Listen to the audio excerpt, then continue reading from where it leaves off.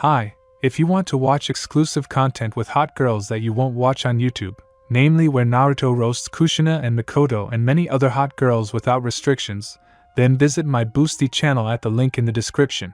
The night road was a bright orange in the headlights, the occasional glimmer of light flickering through the forest foliage. It looked almost black in the darkness, drowning in the slowly dancing waves of the river, so wide that Naruto couldn't help but stick his head out the window, watching the silvery strip of pale moonlight. There were no railroads or people here. Naruto had been riding along the road for 4 hours now, without seeing a living soul. Only the forest leaned its trees toward the road, and sometimes the remains of enemy fortifications could be seen in the fields. The front line passed through here. Naruto shuddered. The night wind slid through the half-open window, pricking his skin with a damp chill. It had blown in from the river. Somewhere in the distance, flickering red lights were blurring. Steam was slowly rising up the pale yellow western sky, embroidered with small stars. Naruto tiredly wiped his forehead with his palm. He wanted to believe that upon arrival he would receive not only a quiet shelter, but also a bucket of cold, clean water. He had spent almost the entire day behind the wheel. There were only 7 houses in the village he was heading towards, the rest were ruins or stood abandoned with broken window sockets. Naruto passed a huge building with an elongated chimney, a pre-war toy factory. Its roof had collapsed, covering the rounded entrance with tiles. Rusty beams sprouted from the concrete like the shoots of a young plant. The field nearby was dug up with labyrinthine passages. The trenches, Naruto thought, turning the steering wheel. They're already completely overgrown with weeds. A heart-rending bark thundered. Then a curse was heard, and the dog fell silent. A bumpy country road separated a row of yards with low fences through which wild rose hips were pushing their way. The houses had no numbers, but Naruto recognized the right one by the silhouette of a man who was standing at the gate and looking at the road. Having left the car in the vacant lot, Naruto got out into the air. His muscles ached faintly, reminding him of the hard days of a military driver. The vacant lot smelled sweetly of grass and fire. At the edge of the fields, a yellowish sunset was melting, and a milky white moon was appearing in the sky. "Naruto?" The man held out his hand and Naruto took it in his own tightly. On the phone he introduced himself as Itachi. In the stuffy darkness it was impossible to see his face. The only gas lamp flickered. Somewhere plates were clinking, calling for hands to be washed. A cherry haze of shadows swayed on the road between the houses, the shadows of people, dogs, and objects merged together. While lounging around on yet another business trip, Naruto accidentally heard about a summer house and 2 brothers who were looking for a tenant. Making an almost immediate decision, he managed to get the address and arranged to occupy the empty house for the entire summer. Naruto pulled his bundle of things out of the back seat. The country summer house was surrounded by a low white fence with red crossbars. It seemed like a toy compared to the blackness of the silent forest that began just beyond the fence. The window of the only room looked out onto the garden, and a loose branch of an almond tree poked in from the very darkness. The whiteness of flowers slowly fell onto the windowsill. As Naruto stepped through the door, inhaling the scent of wood and old things, he saw another person in the corner of the house. Ignoring Naruto, he was stuffing a pillow into a pillowcase so white it shone in the darkness of the night. "This is my brother. If you need anything, Sasuke is always here, and I work shifts in the neighboring city. Our house is right across the street." Itachi's brother threw a pillow on the sofa covered with a sheet and said nothing. He looked to be about 19 years old. "What are you staring at?" Sasuke asked. Naruto blinked. After a moment of silence, he awkwardly changed the subject. "How long have you lived here?" A chill passed through the dark eyes. Sasuke said nothing. Despite the night, it was getting stuffy. The sticky heat of the day had soaked into the furniture and seeped through the cracks in the floor. In the neighboring yard, the radio sang heartrendingly, but kept stopping, suddenly breaking out into a cough of electrical interference. Naruto rented a house for the whole summer. There will be time to talk later. Sasuke was pushed weakly towards the door. "It's already late. By the way, there is cottage cheese and some salted meat in the cellar." It was a little after 11, the bright strip on the horizon had disappeared.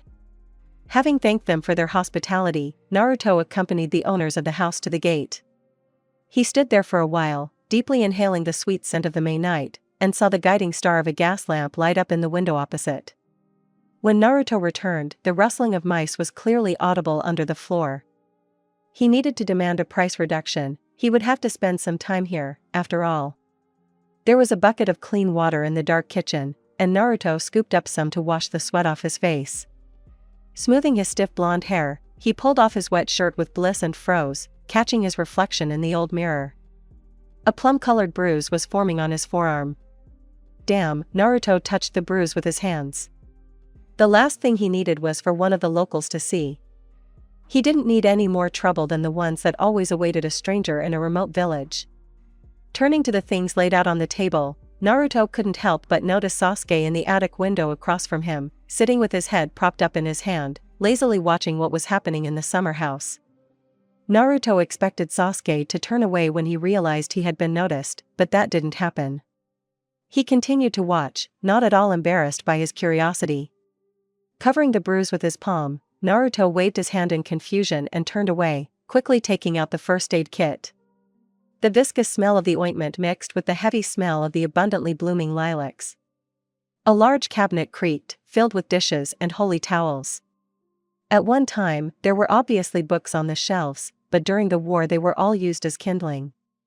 After bandaging his shoulder, Naruto ate some meat from the cellar and went to bed. Now there was only darkness in the attic opposite. Sasuke's face had disappeared. Naruto tossed and turned for a long time, suffering from the stuffiness and hardness of his new bed, but the clean spring air eventually helped him sleep.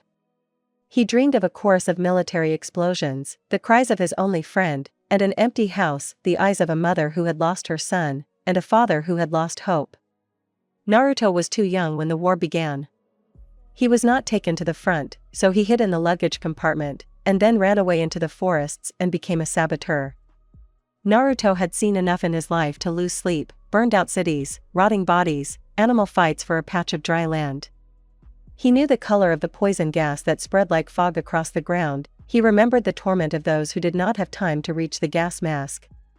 Sometimes he jumped up at night. It seemed to him that along with the peaceful air, chemical poison was entering his lungs. Sometimes he just lay with his eyes open, too tired even to sleep. In the morning he woke up from the loud creak of the garden gate. Naruto was a very light sleeper, and the unknown loud sound scared him. The fresh summer morning was calm and bright. Golden dust swirled in the air, and the airy masses of clouds moved rhythmically across the azure sky. Sedately and quietly, their movement was calming. The scratched wristwatch showed 5:30. The heat had subsided and it was easy to breathe. The tall grass of the wasteland swayed in the wind like a green sea. Leaning out the window, Naruto saw Sasuke, who was holding a lush bunch of white lilacs and looked a bit like a schoolboy about to go on his first date. "Will you be trading?" Naruto asked, squinting in the bright morning sun. "The highway is a bit far, do you need a ride?" In fact, highway was too grand a name for that broken road to nowhere and from nowhere that ran to the west. Sasuke was silent for a while. Finally, his lips pursed into a contemptuous, capricious grin. "If you decide to play the prince on a white horse, buy some branches and get lost." Naruto raised his eyebrows in confusion and leaned back. Establishing contact was more difficult than he had initially thought, but that was okay. After sitting on the couch for a while, Naruto reached for his clothes. In any case, he needed to go to town immediately for food and a newspaper. He also needed to find a telegraph. Naruto hadn't contacted his friends or work for almost 2 weeks. It was time to somehow explain his unplanned disappearance. The car had heated up greatly in the sun and now sparkled like red-hot iron. A wasp was sliding along the windshield, moving its transparent wings. An unfamiliar man came out of the neighboring yard. Having looked at the car and Naruto, he asked, "Will you be able to make ends meet riding a stealth vehicle?" "What?" Naruto asked again. He just spat at his feet and went back behind the gate. Naruto leaned his head back tiredly against the driver's seat.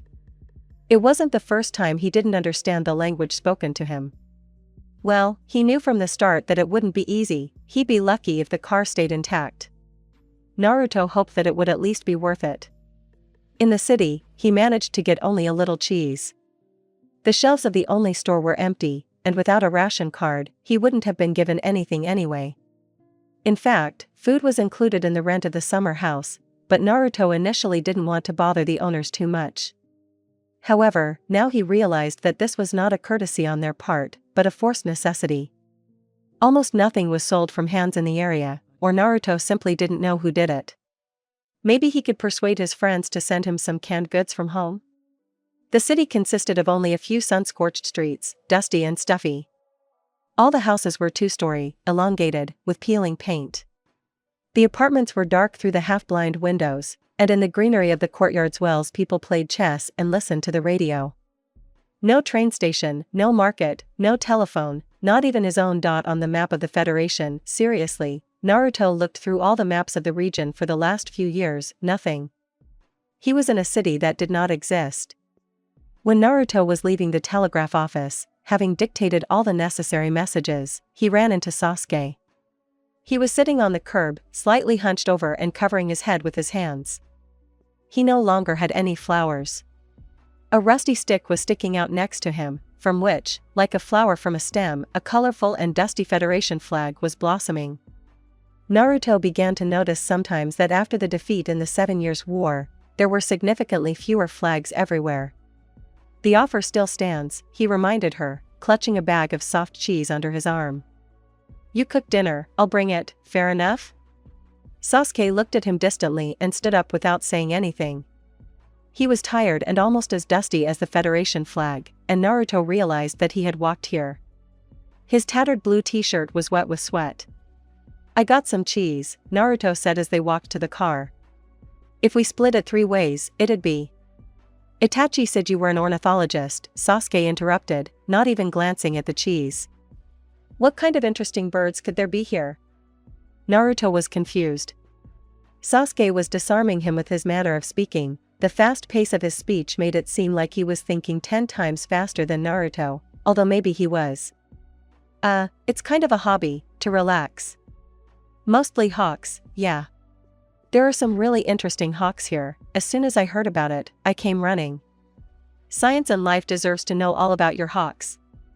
Sasuke looked at him suspiciously, but said nothing. Naruto mentally scolded himself for being so stupid. The sun was already very high in the sky, and the wind had scattered the clouds. It was probably around midday, and the summer air was gradually becoming hot. It was becoming unbearably stuffy, and Sasuke had warned that there would be a thunderstorm. There were already a few onlookers around Naruto's car. So he felt awkward. Opening the door and finding himself inside, he winced at the scorching heat that had frozen inside. It was just like being in an oven. Sasuke brushed off his clothes and sat down next to him, closing the door behind him. Naruto noticed that he was looking at the white leather steering wheel and the gearshift with some interest. "Do you read Science and Life?" he suddenly asked as Naruto slowly pulled onto a dirt road that crossed a wild field covered in bright purple weeds. "Sometimes," Naruto answered, surprised. "You too?" Naruto wasn't really a big fan of science magazines. Sometimes he just had nothing better to do. Sasuke looked out the window at the non-existent city floating away over the horizon. The sky was strangely dark behind the red, squat roofs. Naruto glanced sideways at Sasuke. In the daylight, he looked a little different, more handsome than yesterday. The night shadows made his features too sharp, made the dark circles under his eyes heavier. Now he looked younger and somehow more harmonious. Attractive. And Naruto liked his voice. He blushed and turned back to the road.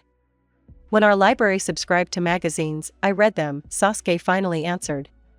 The car jolted over a bump and he let out a shuddering breath, clutching the door handle. Naruto swallowed. "Is this your first time driving a car?" "My father had a car," Sasuke answered reluctantly.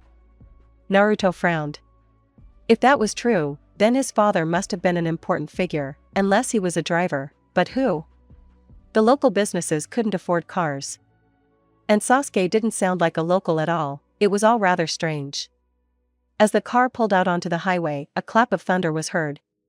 Something dark was being born in the azure light of the summer day. The dense forest stirred, whispered restlessly, like a stormy sea. The wind rose. "Your father probably took you for rides often?" For the first time since they met, Sasuke looked Naruto in the eyes. No. My parents passed away when I was 5. Naruto gripped the steering wheel tighter. I'm sorry. The war took many lives. It wasn't a war, Sasuke objected and turned back to the window, indicating that the conversation was over. Thunder rumbled again. Naruto picked up the speed. He didn't want to drive in the rain, he didn't remember the route very well anyway. The road went through the wild forest straight into the clear summer sky. The fast ride made him feel a little sick, the back seat smelled strongly of fresh cheese. Sasuke leaned back in his seat and closed his eyes. He hadn't opened them for several minutes, and Naruto decided that he had fallen asleep. He had to admit, the tan was spoiling him, his thinness looked sickly. Sasuke had clearly been undernourished, if not now, then in the past. The shape of his dark eyes and the lines of his eyebrows, almost completely straight, seemed familiar to Naruto, but he couldn't be completely sure yet. Mistakes haunted him often enough. What are you staring at? Sasuke asked calmly, without opening his eyes. Naruto shuddered and swore to never turn his head again. He really was staring at her like he was looking at a product in a store. God knows what he'll think now. The rustle of a grin reached his ears. Did you like it? Not knowing what to answer, Naruto remained silent. Sasuke opened his eyes. You're always watching, he replied, watching him lazily. Yesterday, today, you offered to give me a ride, even though I made it clear I didn't need your help. Naruto remained silent. Sasuke didn't seem to like it. He had expected some other reaction to his words, maybe he wanted to fight, or maybe he didn't. Whatever it was, Naruto wasn't going to give in to him. Sasuke was as wild as a weed in a vacant lot, and almost as annoying. I was beginning to think, Sasuke continued, that you were going to take me somewhere and fuck me where no one would see us. I was wondering if I was included in the rent. Naruto was so taken aback that he almost slammed on the brakes. Sasuke watched his reaction with cool interest. You better stop before I hit you, Naruto warned. The smirk slowly slid off Sasuke's face. I'll hit you if you stare at me again. Stop the car, I'm going on foot. That's all we needed. I don't need you very much, idiot. Sit still. I said, I'm getting out. With these words Sasuke opened the door, and Naruto had to stop the car so that Sasuke wouldn't hit his nose on the asphalt. It was still about 20 minutes to the house, a thunderstorm was starting. There was only forest around, which did not look safe. Naruto had a keen eye. However, a fight was not in his plans either. After all, Sasuke was not a child, and he was not his nanny. Clearly he had never smelled gunpowder in his life or was simply crazy, in every sense. Having recovered somewhat from the shock, Naruto slowly moved away. Sasuke was no longer visible, he had turned somewhere into the forest. He probably knew a shortcut. As Naruto stopped the car in the vacant lot near the summer house, dark blue clouds blew in from the northeast. Birds rustled in the garden bushes. A ringing song slipped through the flowers and fresh green leaves. The hot air was taut, like a string. Slamming the door of the house, Naruto irritably pulled off his damp t-shirt and threw it on the couch. Maybe because of the war, he forgot how to communicate with people? After all, most of the conversations he had during the war were interrogations. Depending on his luck, only the role changed. Either he was the one interrogating, or, when he was less lucky, he was the one being interrogated. On the other hand, Naruto usually made a good impression, a friendly, harmless guy who was interested in other people's problems much more than he bothered with his own. Sasuke didn't really take the bait.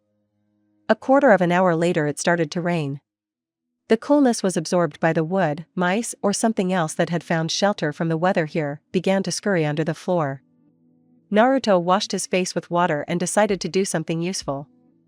He fished a small suitcase out from under the bed, opened it, took out a screwdriver and a device that resembled a bulky walkie-talkie.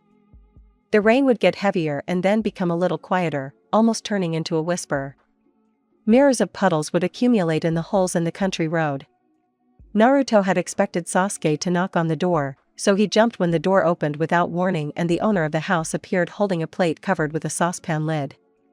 Inside this cocoon of dishes was some kind of food, the pleasant smell seeping into the small living room. Naruto slammed his suitcase shut and cleared his things off the table so Sasuke could set the dinner on the table. Thank you. A bird-watching device? Sasuke asked dryly, clearing away the second plate. The first one was a greenish vegetable soup, and it looked quite good. No, a small souvenir from the war. Naruto scratched the back of his head, unsure if he should wait until Sasuke left to hide the radio in his suitcase. Is your fit of self-importance over? Sasuke's eyes narrowed slightly.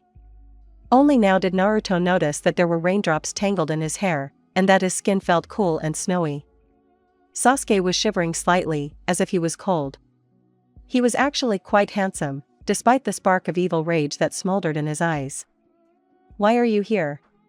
Sasuke asked. I'm birdwatching on my legal vacation. Why are you here now? Sasuke paled slightly, as if he'd been caught in the crime of showing interest, and Naruto realized he'd gone too far. Sasuke turned to leave, and Naruto had to grab his elbow, even though he knew it was a risky move. Sasuke stopped. Sorry, Naruto smiled tensely. Sasuke freed his hand. Maybe we should have lunch together? I don't like eating alone. No. The rain outside the window intensified again, drops sliding down the thick glass. The wind tore at the bushes, and a white blizzard of torn petals swirled across the terrace. The temperature dropped by several degrees. Itachi said there is a lake here. In reality, Naruto had simply seen it on the map while he was surveying the area. Sasuke didn't respond. Will you show me how to get there when the rain stops? I'll tell you about my trophy. Naruto nodded at the suitcase with a smile. Sasuke's gaze lingered on the radios for a moment, perhaps out of boyish curiosity or perhaps he was simply considering how to respond. I don't know, he said finally, opening the door to the street. The cutlery is in the bottom drawer of the chest of drawers. How thoughtful. The door closed, giving Naruto a final blast of cold air. Uzumaki snorted, leaning over his vegetable soup, thoughtfully stirring it with a shiny spoon. Sasuke is not a rare name. One of the luckiest rulers of his country was named Sasuke. In Naruto's hometown alone, 3,115 people had this name, according to the phone book. Naruto liked the name anyway, like rolling a lollipop into your mouth and it hitting your teeth with a dull KK, painful associations. The next morning, Naruto still hadn't seen Sasuke, so he went into the forest with his binoculars. After all, he was there for the birds, right? It was a cloudy day, and the air smelled damp. Dead leaves crunched under his feet. Naruto wandered through the forest for about 40 minutes and came to the highway, almost in the same place where Sasuke had left his car the day before. Naruto grinned. The mystery of the disappearance was solved. When he was about to turn back, he noticed some antennas under his feet out of the corner of his eye. An instant military reflex saved his life. A split second was enough for Naruto to freeze and slowly move his foot to the side. Taking a closer look, Naruto realized what he had almost stepped on. It was a homemade field mine. During the war, he himself collected such and planted them in the ground so that one day they would sprout under the enemy's feet as seeds of death. Usually such things exploded into debris, broken glass, and nails. Naruto turned the binoculars over in his hands thoughtfully. The front line was thought to be further north, beyond the ruined factory. If there were any remnants of war left in the forest, this could end badly. Naruto carefully walked around the shell and returned to the path. He had no idea what to do with the mine, so he decided to leave it alone. He could send a letter or a telegram to the base. One of the guys had to know how to deal with such problems. Naruto emerged from the forest on the other side, right into the backyard of the house across the street. The eldest of its inhabitants was nowhere to be seen, but Sasuke was sitting on the bottom wooden step, filling a paper tube with shag. Several headless poultry lay nearby, as well as a small axe with a dirty wooden handle.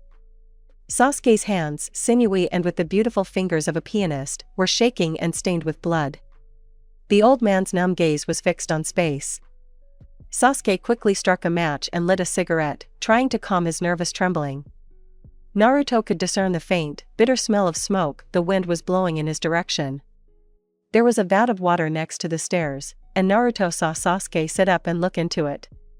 When he saw his reflection, he grimaced in disgust so genuine that Naruto's first instinct was to go over and comfort him. To offer a few words of encouragement, he had comforted so many widows when they heard of the deaths of their comrades, and he could be so kind and patient, a shoulder to cry on. But Sasuke? Naruto took a cautious step back. Sasuke was more complicated. One day, Naruto was keeping an eye on an officer, a cowardly bastard who had deserted from the battlefield. Naruto had learned all of his habits. He knew that the officer didn't drink milk, and that the right corner of his lip twitched slightly when he lied. He had all of his books arranged alphabetically, and by his bed was a photograph of his father with a black ribbon. The officer always avoided mirrors, and Naruto couldn't figure out why for a long time. He watched the officer while he drank contraband coffee or cleaned his trophy pistol. He understood that the officer had some idea in his head, and the reflection of his true face prevented him from thinking. Every time he accidentally crossed his gaze, he grimaced sourly, almost like Sasuke. Then Naruto almost got carried away with his work, but he was transferred. And the officer disappeared from his field of vision for several years. When Naruto returned to the summer house, he found food and a clay jug of cold milk on the table. The word "atu" was written in charcoal on the corner of the table. Apparently, Sasuke had been here while Naruto was wandering through the forest.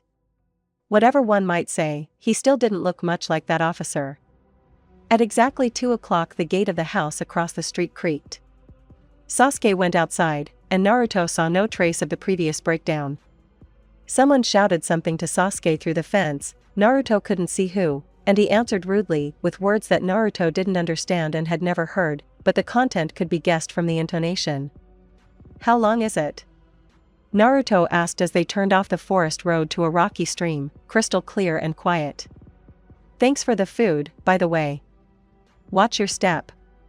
Naruto opened his mouth to protest, but slipped on a wet stone and almost fell. Sasuke didn't even stop. A tense silence hung in the air. It was slightly cool in the valley. A clear stream whispered in the faint haze of fog. The sky was so gray, it was like November. Sasuke walked forward silently, the stone chips crunching softly under his feet. He looked so calm, as if he had been meditating for the past 19 years of his life. Naruto didn't understand what was going on in his head, but he wanted to find out. "Have you lived here long?" he asked when he could no longer bear the tense silence. Sasuke stepped over the stream, turning around only briefly. He was dressed very lightly for the chilly weather, but Naruto couldn't offer him a jacket. He didn't want to get punched in the nose and make things even more difficult. The road could be distinguished only by the trampled grass. They entered the forest, where a dead tree creaked very loudly. Its trunk was smooth as a tabletop, the bark had been eaten clean by beetles. Drops fell loudly. 7 years, Sasuke finally answered. "Did you move yourself or did you have to?" "It's not much fun here. If it were up to me, I would never." Sasuke stopped abruptly and Naruto almost crashed into his back. "What do you want from me?" he asked calmly, looking Naruto in the face. In any other situation, it would have ended in a fight. Sasuke really irritated Naruto with his obsession, this demonstrative, show-off skepticism. Naruto hated people like that, who supposedly knew everything about life and considered everyone around them idiots. Stupid, arrogant. "Do you think people can't just communicate like that?" Naruto asked irritably, not moving an inch away, even though Sasuke was standing quite close. The dark eyes narrowed. "No. They can't." "So what do you need?" "It's pretty boring here, you know. I just wanted to chat." "I'm not a clown," Sasuke snapped and walked on, pushing the ribbons aside. "And I'm not a woman." "You have some kind of problem with women, I see," Naruto blurted out. Sasuke stopped again. "You too, judging by the way you're clinging to me." Naruto clenched his fists. Damn it. Why did everything have to be so complicated? Naruto slept with men. Even though it was punishable by death in the modern Confederation, in war no one was above new experiences. They hadn't seen women for years, and the dense forest kept its secrets safe. The only thing safer was death, which took everyone Naruto had ever been with. Enraged, he grabbed the branch that was above Sasuke's head and yanked it towards himself with all his might. Cold raindrops rained down from the leaves, drenching Sasuke from head to toe. God knows, if Naruto hadn't done that, he would have punched him in the nose. Silence reigned. The water slowly trickled down the dark strands, dripping onto his tense shoulders. Naruto couldn't help but laugh. Sasuke's completely confused face was worth all the suffering in hell. His wet hair was completely disheveled, and his big dark eyes were wide open like a disgruntled owl. Naruto had never seen anything funnier in his life. Sasuke's face turned red, and Naruto tried to see him through his tears, but nothing worked. He was afraid that Sasuke would start a fight. But he really couldn't think of anything better than to grab the branch above Naruto's head and also yank it with all his might like an adult. Now Naruto was also wet from head to toe and still laughing. A strange spasm passed over Sasuke's face near his mouth, a ghost of a smile, and the way he tried to hide it made Naruto laugh even harder. Maybe he wasn't such a show-off as he had seemed before. Naruto eventually patted him on the shoulder and walked forward until Sasuke yelled that he was going the wrong way. The shadow of amusement evaporated from him so quickly that Naruto didn't even have time to notice it. When they reached the lake, it started to rain, and they had to take shelter under an old wooden shed where they used to leave the boat. The ground here was dry, and from the ceiling hung a lace of old webs with cocoons of dead insects. Naruto barely fit under the roof. He had to rest his chin on his knees and take off his backpack.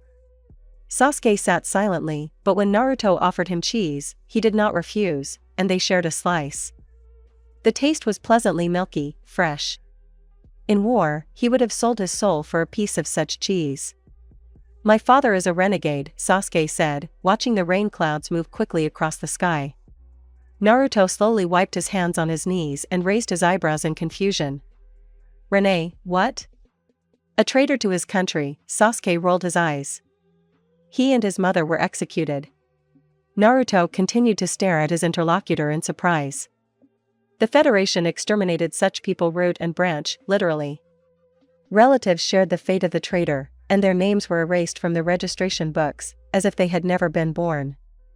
As if reading someone else's thoughts, Sasuke indifferently explained how he managed to survive. "Itachi was at the front, he left when I was 3. We received letters from him, sometimes he even called. And one day he showed up at my kindergarten, took me away without explaining anything, and we left. Later he told me that." Sasuke fell silent. And he remained silent long enough for Naruto to know that he had had enough for today. The fog, a soft blanket thrown over the shoulders of the shore, became thicker. The lake to which Sasuke led Naruto was completely black and resembled granite. Green, slender reeds grew from its edges. A strong wind breathed through the forest, clouds, dark blue, gray rushed across the sky faster and faster. There was something strange about the way Sasuke talked about his past. The only thing he told Naruto was that he was the son of a traitor. In wartime, the most terrible and shameful crime of all. And again, that look, waiting and assessing the reaction. Naruto didn't understand. What was he expecting? "I don't think it matters to me," he said finally. Sasuke had his back turned, so Naruto didn't know what effect his words had had. The rain was gradually dying down, and rare rays of golden light were slipping through the fast-moving clouds. A faint patch of rainbow was dappled above the fluffy tops of the fir trees. In truth, Sasuke reminded Naruto of someone, but he couldn't say who. "You know, actually Fuck me," Sasuke interrupted, turning to him. "I can see you want it. I won't resist." Naruto stared at him. Sasuke showed no signs of embarrassment, his face was completely lifeless. Only a spark of greedy hatred smoldered warmly in his black gaze, almost like a will-o'-the-wisp. Naruto did not believe in magic, but he had once seen a man see something in the night forest. He rose from his coat and, shouting someone's name, went into the unfamiliar thicket. He never returned. Pushing the memories aside, Naruto replied. "You are a very strange guy." "What's not strange?" Sasuke asked without much interest. "Will you sing me songs first or tell me about the capital, how great it is? But I'm from there myself, until my father sold his homeland for a wad of money." Why did he keep mentioning this? Naruto wasn't sure if Sasuke's story was even true anymore. "I don't need courtship, I'm not a woman." Whether a woman or not, Naruto shook his head irritably, tired of constantly pushing this topic. "You're a human, and you can't do that to a human." Sasuke's face twisted and his lips formed into a dry, ironic smile. I don't understand why you're doing this. Naruto crossed his legs and looked at Sasuke. Why do you do this? Sasuke looked at him thoughtfully, and something in that dark, attentive gaze, in his face, madly attracted Naruto.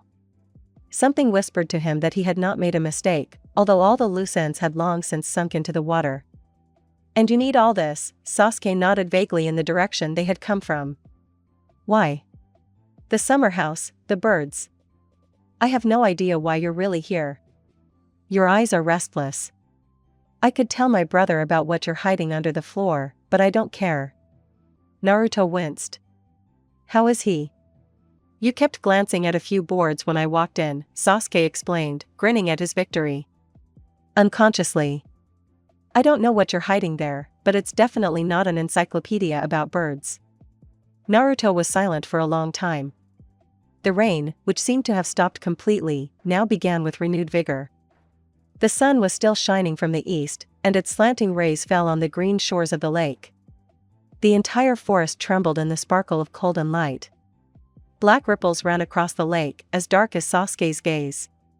Looking into his eyes, Naruto finally realized who Sasuke reminded him of. Himself, many years ago, when life, like a hunt, had nothing but war. Until the day he met his first friend, the one who had lent a shoulder and saved Naruto's life more than once, constantly. The only joy that that friend had was a photograph and paper for letters home, and then there was no one to write to. The rain won't stop, Naruto said after a long silence. We need to go back. And they did return, in complete silence. Sasuke was very angry, but Naruto didn't understand why. Because he refused to use him as a thing again? For the next few days, the eldest of the owners brought food to the summer house, the younger one had disappeared somewhere, and Naruto almost never saw him. Only once did a face with a purple bruise on his cheekbone flash in the opposite window. Did something happen, Itachi? He put the dinner on the table and gave a barely noticeable shrug. Sasuke got into a fight with someone. From his tone, Naruto could tell that such incidents weren't uncommon. He himself had heard Sasuke arguing with someone on the street sometimes. He had gone out to see what was going on several times, but he hadn't seen anyone. The voices had come from nowhere, as if from underground. Sasuke hadn't shown up the following week. Or even on the weekend. Naruto had been replaying their last conversation in his head like a worn-out vinyl record of some of these days. He was thinking about Sasuke. There was nothing really new about this, though. From the 15th onwards the weather turned completely bad, and the only entertainment was the few minutes when Naruto got his food. Sometimes the eldest of the owners of the house even told him what was said on the radio. And one evening he told him that the next day he was leaving for a shift and would be in another city for 2 or 3 weeks. Naruto had to try not to let out a joyful exclamation. After all, that would be strange. Naruto glanced at his interlocutor and saw that he looked nervous. In the dim light of the gas lamp, his thin face had taken on a grainy hue. He was frowning, and his dark eyes glittered with the same feverish intensity as those of mortally wounded soldiers who were thrashing about on hospital sheets, trying to push away thoughts of death. There were some boiled potatoes and some chicken in a deep plate, but Naruto didn't pay any attention to the food. It got dark early because of the cloudy weather, and the lantern burned out, the only one on the entire street. Naruto usually didn't eavesdrop on other people's conversations, but now the situation was getting out of his control, he needed to know. He followed the man silently as he walked into the neighboring house. It was dark, a milky fog was spreading across the ground, it smelled of the coolness of a church. The dampness of ancient catacombs. A star was burning in the window of the house across the street. Sasuke had turned on a hissing kerosene stove. The window was open, a quiet rain was falling. Drops were knocking in the drain. Naruto felt like his feet were wet in the tall wild grass. He had to press himself against the slippery wooden wall to hear what was being said in the living room. The first voice Naruto made out belonged to Sasuke. We're not finished, Itachi. Someone's flickering shadow glided along the wall. Finished? Do you just want to give up? Do you think they've stopped looking for us? If we return to the capital now, it's tantamount to suicide. Better to put a bullet in your own forehead than fall into their hands. Why did you even take that money? Sasuke asked irritably. If it weren't for them, maybe they would have left us alone. It's not about money or papers, Sasuke. After what happened, it's important to them that father never existed, the words sounded tired. And we are living proof that he did. And if we have to hide in corners for the rest of our lives, I'd rather do it than let them kill you too. Sasuke didn't answer. If we hadn't taken the money that father got for state secrets, we wouldn't have lasted a year. You know that very well. I don't want to discuss it anymore. We'll stay here and live in peace. Naruto heard someone pull a chair closer to them. Perhaps Sasuke's story was true after all, and not just an attempt to make himself look bad. For a long time, both people sat in silence, and Naruto held his breath, not believing his success. You didn't tell anyone about your father? No. And he didn't give his last name? No. Good, because it could be dangerous. The distant song of a field bird murmured in the fog. A charred house creaked in the vacant lot, inside which now lived only wild grass and greedy rats, enraged by hunger. The unfriendly glow of the night and the endless ringing of drops instilled some kind of vanity in the soul. Naruto touched the wet and rotten wood under the window frame with his palm. I just wanted to be home, Sasuke said as the last flame of the kerosene lamp died out in the darkness of the unfamiliar room. Chapter 2 Naruto carefully moved away from the stranger's window and crossed the rain-soaked street. Water dripped loudly from the old trees growing behind the hedges. A dog barked loudly in the silence of the night, sensing a stranger nearby. A yellow lantern's eye glowed between the dark leaves. Naruto quickly closed the door of the summer house behind him, finding himself inside its damp semi-darkness. A mosquito was flying somewhere under the ceiling. Naruto walked around the room several times, trying to calm the nervous trembling in his fingers. His heart was beating unbearably loudly. He listened to the creaking of the floorboards under his feet to calm himself and distract himself.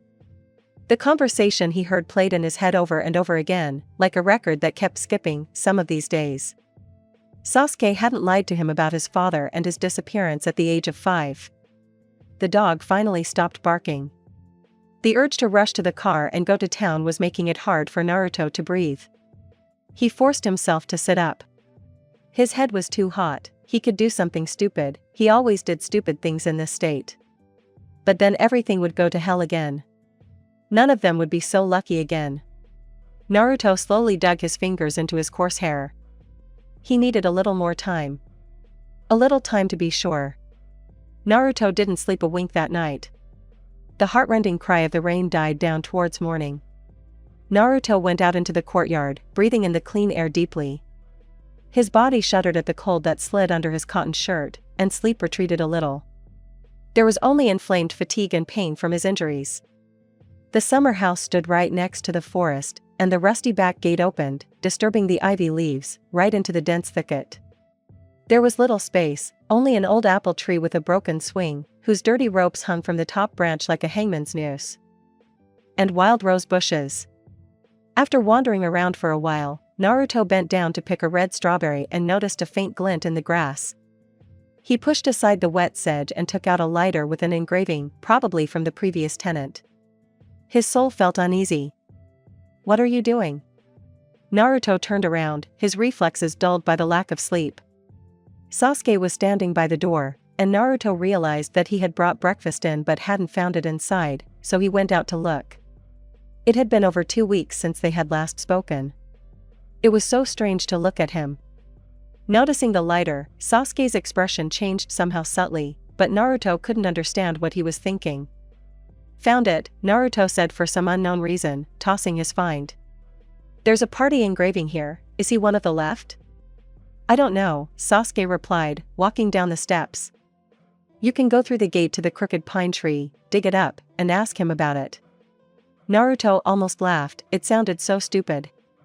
Although, maybe it was nerves. Sasuke took the lighter from him and checked to see if it worked. It didn't light, so Sasuke threw it back into the grass. Has Itachi left already? Naruto asked to change the subject. Why do you need it? Naruto didn't answer. The fog made the sky almost merge with the ground, one continuous gray and different canvas, the only contrast to which were Sasuke's black, still living eyes. He could say that he had never fallen in love before. When meeting people, Naruto was mostly worried about what they would think or what harm they would do to him. The desire to hug and comfort, to say the right words had never grown inside him like a big warm ball. His imagination had never before drawn him how happy he would be from a simple touch to the chest of another's head, and how the mere knowledge of reciprocity would lift him up. He should have known it would end this way for him. Itachi was right to be suspicious of his questions about Sasuke. God, he was going to castrate him. I just wanted to, I was tired of him, Sasuke explained distantly, although Naruto didn't ask anything. I stuck a knife under his shoulder blades when he was bending over to pick strawberries, just like you. Naruto felt a deep sense of disgust at himself and his selfishness. In the end, he shouldn't have put his feelings for Sasuke first, he shouldn't have, but it was stronger than him. It always was. Okay, Naruto responded, not finding the strength to catch Sasuke in a lie. Would you like to have breakfast with me? Sasuke predictably refused. It wasn't that Naruto himself was very hungry. The night had worn him out, and he had sat there staring blankly at his plate for almost 10 minutes. He almost jumped out of his chair when the radio coughed loudly in its case. Taking it out, Naruto listened for a long time to the interference, but heard nothing, and pressed the switch. It was strange that the radio had picked up any signal at all, since it was tuned to a very specific frequency. There was a knock at the door. Carefully closing his battered leather suitcase, Naruto trudged across the room, tripping over the edge of the worn and pale carpet. As he pulled the handle, a gust of damp and biting wind hit him in the face, chilling him to the bone. The weather was getting worse again. Itachi? He asked, a little surprised. I'm leaving. I wanted to ask if you needed anything while I was still here. Sasuke said you asked. It was strange how different people could be from each other after living in the same house for a long time. Oh, no, Maybe I should give you a ride? No need, thank you. The service bus will pick me up at the turn. The street seemed even darker, the shadows of the trees merging with the shadows of the cloudy day. The gate of the house opposite was open, and Naruto saw Sasuke digging in the ground, pulling out weeds. His hunched figure, now devoid of any attractiveness, still made something coldly sweet shudder in Naruto's heart. You look nervous. Naruto winced. In one swift motion, he licked his lips and removed his damp palm from the door handle. Yes, Sasuke told me that there's a body buried in the forest for your previous tenant. It's a bit worrying, you know. Did something serious happen, Itachi? He rolled his eyes, turning back towards his house for a moment. Don't worry about it. He got drunk once and told Sasuke something. I don't know, some nonsense, but he went crazy after that. He told me that he was going to kill him or that he had already stolen some things. He shook his head. Sasuke is a little. You shouldn't take his words too literally. Naruto didn't hear anything he didn't already know or suspect, but he found the strength to smile falsely. I just wanted to make sure. As he closed the door, he felt even more disgusted. He knew he had to go into town and send the damn telegram, so it would be sacrilegious of him not to, but he just couldn't bring himself to drive. It was drizzling lightly, and Naruto was unable to get up and do anything. He spent most of the day lying on his bed, fiddling with his radio and listening for any noise that might be Sasuke. One of those rustles turned out to be the right one. Sasuke came in to bring lunch and dinner. He was again covered in dirt, with disheveled hair and slightly trembling hands. Naruto noticed everything unconsciously, and he wanted to hold the trembling palms in his own until Sasuke calmed down. The plate clinked softly. Sasuke glanced at him, sharp as an army knife, the scars from which Naruto still hadn't healed. He wanted to ask something, but he hesitated, frozen like a slightly hunched statue at the old table. These are dual radios, Naruto said, assuming Sasuke was interested in the device. But not quite. Sasuke remained silent, still thinking about something. Take it, Naruto offered, handing one to Sasuke. The dark gaze slowly moved from Naruto's face to the radio. Sasuke stood motionless for a moment, but curiosity overtook his original intentions. He reached out and hesitantly took the device. Naruto pressed some buttons, brought his radio to his lips.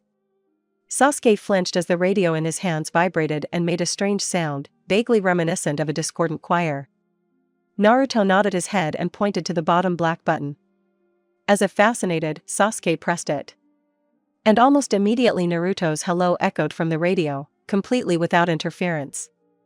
"It's almost a wireless phone," Naruto exclaimed. "We can talk at a distance of about 10 kilometers, and there's almost no interference." His forced cheerfulness did little to impress Sasuke. He slowly pressed the button again and said a short "hey." Almost immediately, his deep voice sounded near Naruto's face, and he looked away. "Are you allowed to take such things?" Sasuke looked at the radio. "Well," Naruto scratched the back of his head. "It's not like I asked permission. Besides, they were broken, and I fixed them." Sasuke turned the radio over in his hands again, thought for a moment, and handed it back. Naruto smiled, a little more sincerely this time. "Keep it for now. In case you want to talk." "I don't have time to talk." He was sure that Sasuke was telling the truth this time, but the fact that he had kept the radio when he left made Naruto's day a little less unbearable. Nothing happened until the evening. Time flew by, Naruto waiting for the radio to start singing in a discordant chorus and for Sasuke to want to talk to him, but it never happened. Naruto was starting to get used to disappointments. The next morning he felt a little better. His scars had stopped hurting and his fatigue had gone away. The air had become a little warmer and now felt more like summer. The clouds in the sky were still dark and ran quickly, like sailboats driven by the wind. Sometimes the warm June sun flickered through the gaps, there was no rain, and the roads were a little dry. After washing himself with cold water, Naruto headed for the exit to walk a little. Sasuke usually came around 8 in the morning, so he still had a little time. As he reached for the handle, the door opened by itself. Sasuke stood on the threshold. He held a plate with one hand and a glass of milk in the other. Naruto winced and slowly stepped back. The floorboards creaked loudly. Sasuke was silent. His face was calm. But the shadows under his eyes seemed darker than usual. Naruto realized that he was not the only one suffering from insomnia. Automatically, he took the glass from Sasuke's hands. "You won't eat?" Naruto took a sip of milk. The taste was very different from what he drank in the city. In fact, he often lost track of the days, and his milk turned sour. He often forgot himself and took several sips, only belatedly recognizing the unpleasant tastes. This milk was sweet, perhaps too sweet, and a little pink. Naruto raised an eyebrow, but Sasuke beat him to the question. "These are strawberries. You picked them yesterday, so He looked away and fell silent. Naruto was confused. There was an awkward silence. "Thank you," he said half-questioningly. Sasuke didn't answer. Naruto didn't know what to do.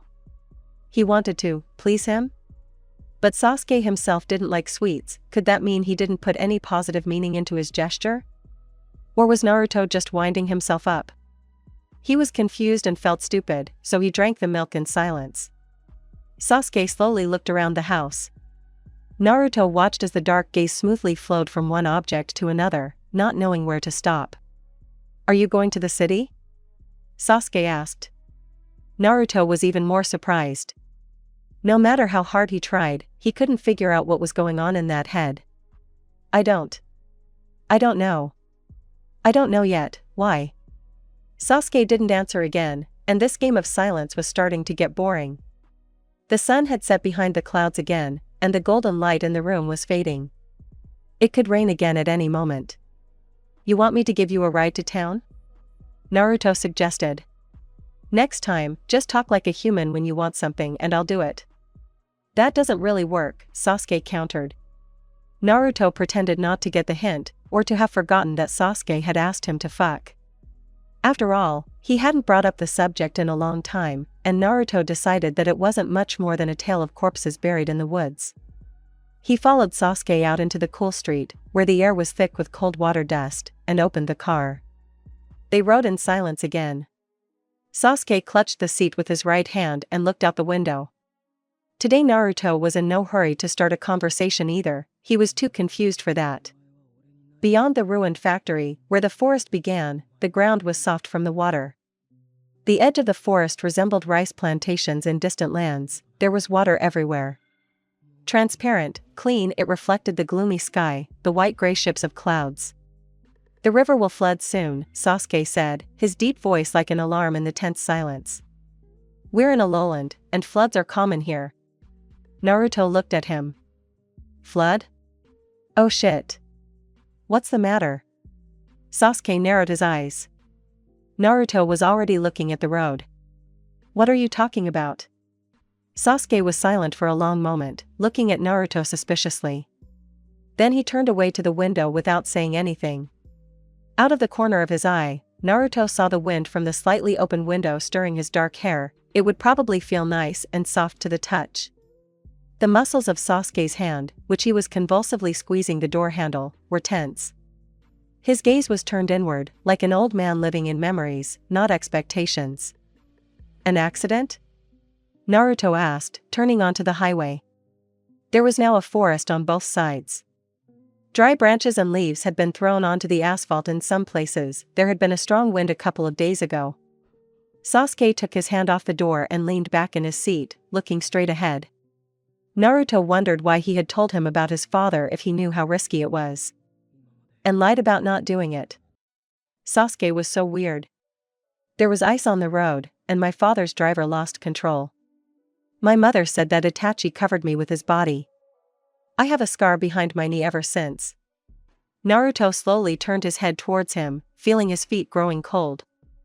The dying in the hospital usually complained about the same thing before they were carried out under a blanket to the rooms in the hospital basement. Sasuke was looking at him too. His hands were numb, and Naruto continued to stare at the face of the man who was sitting next to him now, alive, made of flesh and blood. Those eyes, the shape of the nose, the scar, there were too many coincidences. He had to send the telegram now, before he did something stupid. He could handle it, he would forget, and Sasuke would have more important things to do than bother him out of boredom. Even if he would deeply regret it in the end. Sasuke's dark eyes suddenly widened. "Naruto," he shouted. Automatically, Naruto pressed the brake pedal, and the tire squealed loudly, leaving black streaks on the asphalt. The deer turned its head towards the forest, its red ears twitched slightly, and it slowly wandered into the darkness of the forest thicket from which it had appeared. Calmly and tiredly, indifferent to the main instinct of all living things. In the haze of fear, Naruto even thought that disappointment was evident in the deer's movements. Sasuke was breathing so loudly, his hand clutching at his shirt, that Naruto had to force his thoughts to flow in the right direction. It was Sasuke, damn it. Naruto noticed a bead of sweat slowly rolling down his temple. Stunned by how suddenly the world had reopened his childhood trauma, Sasuke was not quite himself, and Naruto understood him. He understood, but he still did not pull away when Sasuke, somehow automatically, leaned down and pressed his forehead to his. The white skin was hot, as if from a fever. Sasuke opened his eyes. For a few seconds he simply looked at Naruto's face, then he moved closer and kissed him, somehow awkwardly pressing his lips against his, not realizing what he was doing. And almost immediately he flinched from how hard Naruto pressed him down to the seat to return the kiss. Sasuke was quite sensitive to touches, perhaps he didn't feel them that often. The hair was indeed soft, as Naruto had imagined. He ran his fingers through the strands at the back of his head, broke the kiss to touch his chin, cheek, impossibly hot forehead with his lips, bringing to life all the elusive and hot images of his nightly imagination. Sasuke kissed him viciously and with the same frenzy with which he did absolutely everything, talked, worked, lived. Naruto slid the fingers of his left hand under his cut-off military trousers, there was no other way to reach them here, stroked the scar, which was really felt behind the knee as a rough line, and with difficulty pulled away. Sasuke watched Naruto return to his seat. Again, no fear or doubt, just pent-up anger. As Naruto sat up in his seat and grabbed the steering wheel, he couldn't help but wonder if that anger was directed at him. But for what? He tried to calm down. He glanced at the quiet Sasuke and remembered how they almost hit a deer. "Are you okay?" Naruto finally asked, hoping to ease the tension. You sure were a chicken, little rabbit. You have a baby rabbit in your pants, Sasuke countered. Next time, look at the road and not at me when you're driving a damn car. Naruto couldn't help but smile, placing his palms on the steering wheel. How could Sasuke make him laugh when he didn't find it funny at all? As they drove a couple of miles and turned toward the city, it finally started to rain, and Naruto cursed in irritation. If Sasuke was right and the river flooded, it could become a big problem. Stop, Sasuke said suddenly, leaning forward toward the windshield. Stop the car. Naruto rolled his eyes, but stopped. The rain was covering everything, but Sasuke continued to stare stubbornly at the fork. After a few moments, Naruto realized what he was looking at. It was the military police. Their insignia glowed red in the faint daylight, and if you looked closely, you could even make out their uniforms flickering between the trees. They're catching someone, Naruto shrugged, lowering his hand to the gearbox. They're patrolling the roads from the region, nothing special. Turn around. What? I said turn around. Sasuke gritted his teeth. Naruto could see his jaw tense as he glared at the patrol car.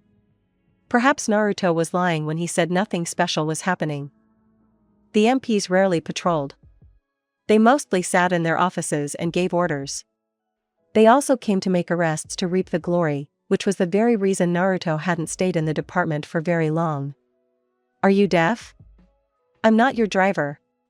Naruto snapped. I need to get to town too. Sasuke looked at him for a moment, with the same dark gaze, full of deep hostility, and then silently reached for the door. Okay. Damn you, stay in the car. They could only hope that the patrol hadn't noticed their rather suspicious movements. Naruto didn't want to go to the trouble of showing ID after all. He had no idea how he was going to explain this to Sasuke.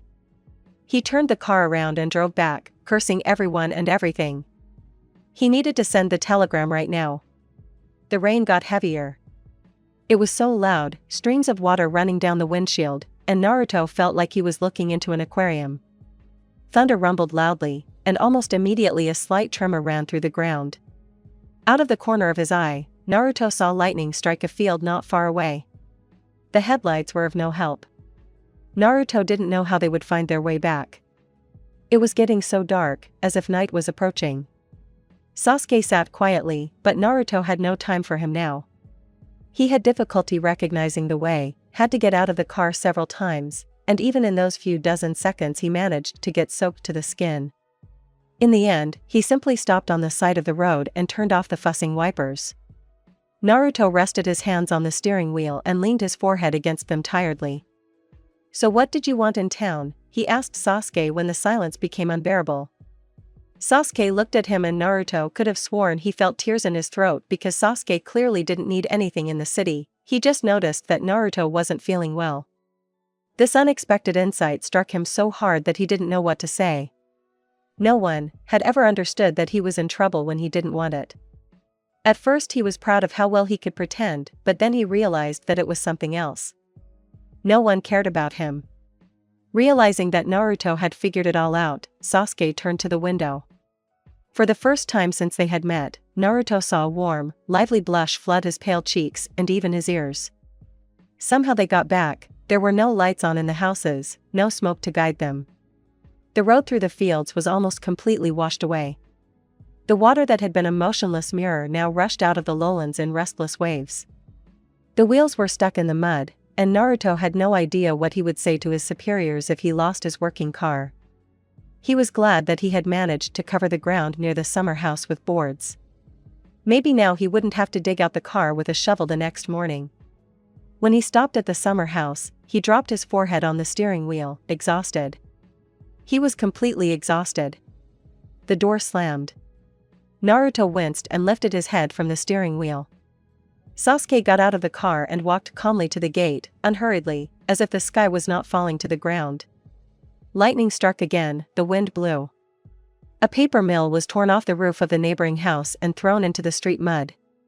Naruto ran to the summer house and pulled off his wet clothes with disgust. It felt like the day he almost drowned, and seaweed entangled his childish body. Since then, he did not like water and preferred to stay away from any bodies of water. Damn water. The half-flooded road left no doubt that Naruto wouldn't be able to reach the city anytime soon. On the other hand, if no one could leave, then no one could come, which was definitely a good thing after everything cleared up. Naruto sighed and wrapped himself in a blanket, trying to warm himself up and stop stewing in his own doubts. For a while, he just lay there, staring at the ceiling. He listened to the whisper of the rain and the patter of drops that fell from the roof right into the basin placed under the leak. He was all on edge, even worse than yesterday. He was unbearably hungry. All day he had only had a glass of milk with mashed strawberries.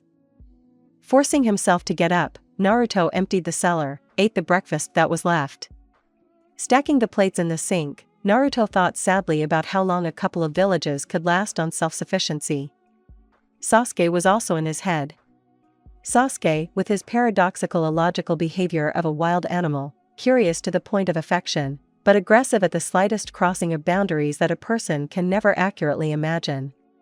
Naruto even became scared. What was going on in his head? Who was he really? Kind or just carried away by a new role, a liar or a genius? Maybe all at once? There were too many questions, and they drove Naruto crazy. After eating, Naruto felt sleepy, and exhausted from the hard journey and his worries. He dozed for a few hours. The daylight didn't bother him, because of the thunderstorm. It was as dark as evening or November. Waking up, Naruto looked at his wristwatch. It was long past lunchtime, and Sasuke still hadn't shown up.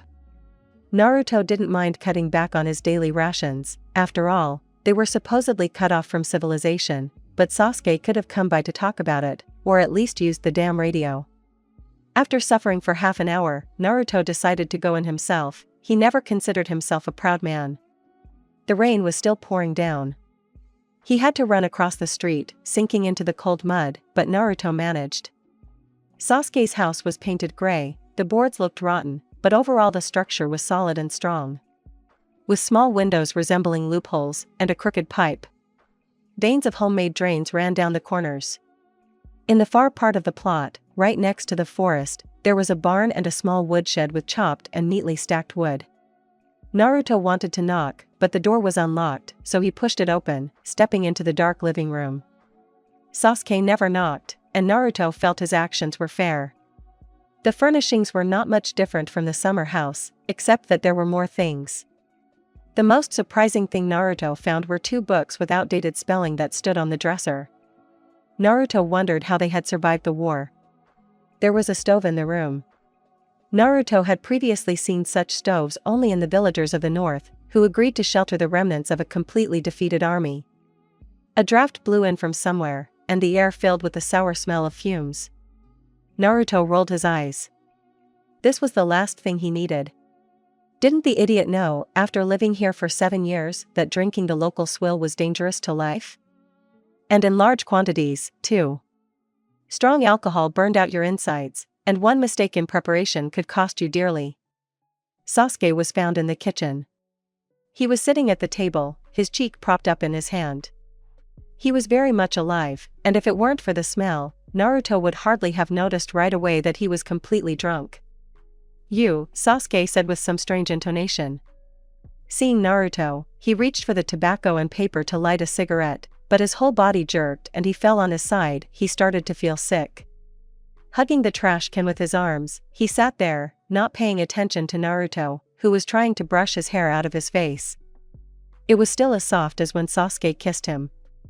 Having finished, Sasuke himself stood up and rinsed his mouth with water from the ladle.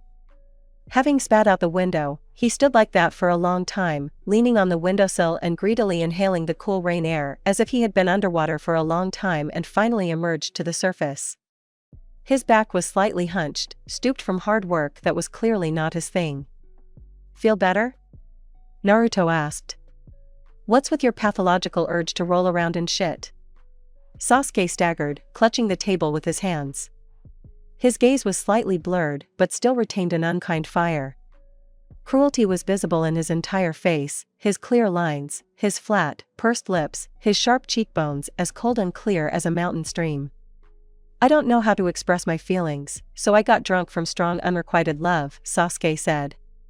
Naruto looked at him in surprise. Sasuke's face was completely serious. All my aggression is just a defensive reaction for a vulnerable and tender soul. In fact, I really want to be protected." Sasuke continued to stare at Naruto's surprised expression for a moment, then burst into tears of laughter, rubbing his forehead with his fingers. He laughed and laughed until a new wave of nausea interrupted his unhealthy laughter. "What, guessed? Was I supposed to say that? So you made it up?" Naruto rolled his eyes to the sky, trying to maintain his composure. He gently nudged Sasuke towards the living room. The only thing that could help him was a good night's sleep. Of course, ideally he would have to stick 2 fingers in his mouth to get all the crap out, but Naruto wasn't in the mood for experiments. "Where are we going?" Sasuke asked curiously. "To the couch?" Naruto took a pillow from the closet and threw it at the head of the bed. Sasuke sat back, trying to cope with the dizziness. Naruto's body trembled at the thought of having to undress him. Touch his skin, lay him down on the bed. Sasuke didn't resist. Naruto pulled off his shirt, which smelled of fumes and nausea, and started on his pants. He tried not to look at his naked torso. Sasuke was handsome. With moderately broad shoulders, barely discernible muscle lines, a flat stomach, brownish nipples. Naruto jerked his head. Sasuke didn't help him, watching all the clumsy machinations with a drunken grin. The fabric of his clothes was still warm when Naruto took them off.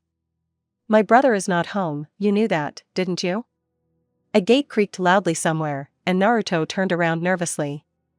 There was no one on the street. Sasuke was lazily stretched out on the couch, left in his underwear. "Right," he continued to reason. "It's better for him not to know that you're fucking me, otherwise he'll ask you for money. Actually, that's what he usually does so that you understand." Naruto couldn't take it anymore. He grabbed Sasuke by the shoulders and shook him with all his might, barely suppressing the urge to beat the crap out of him. "Shut your mouth," he almost shouted. "What's wrong with you?" Sasuke waved him off and reached somewhere to the side. Naruto followed his gaze and saw a small bucket of freshly picked strawberries. The berries were small, crooked, slightly yellowish. Some still had drops of water glistening on them. Naruto slapped his hand, and Sasuke dropped the berry he was pulling toward his face. It rolled across the floor and disappeared into the darkness under the couch. "Are you completely out of your mind? Haven't you had hives for a long time? I don't remember telling you about my allergy." Sasuke's indifferent face twisted into a smile, and Naruto realized how much he had screwed up. This was a test, and he had failed. Holy shit. Smart bastard. He already knew. How could he explain this? He couldn't screw it up. He wouldn't forgive himself. Naruto backed away from the couch, thinking in panic. He walked past the unfamiliar room several times, frantically trying to figure out what to do. The rain was still falling, but it was quieter now. It was getting dark, it must be getting late. How could he have gotten caught so stupidly? He didn't know how to think at all. Realizing that Sasuke hadn't said anything for 10 minutes, Naruto turned over. Sasuke was sleeping, his knees pulled up to his chest and his hand under his cheek. The night was cold. The wind was strong, and a tree branch kept knocking against the window. Naruto had forgotten to close the gate, and now it creaked and swung back and forth like an old swing.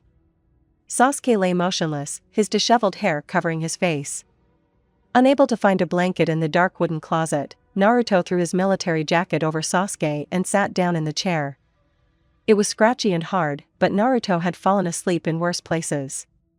It smelled of booze and old things. A little bit of rotten wood.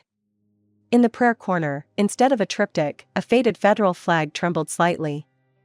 Like an icon, it warded off unexpected trouble from the residents, whose face during the post-war depression was the morality police, although Naruto would have said that trouble was the residents who did not understand where good was and where evil was. The rain did not subside.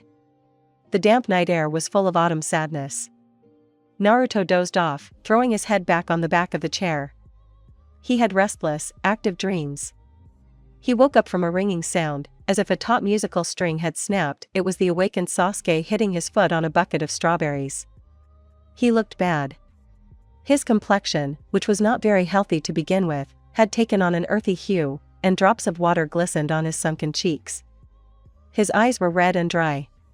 Sasuke had managed to dress, and Naruto's military jacket, which served as his blanket, was now hanging on a chair.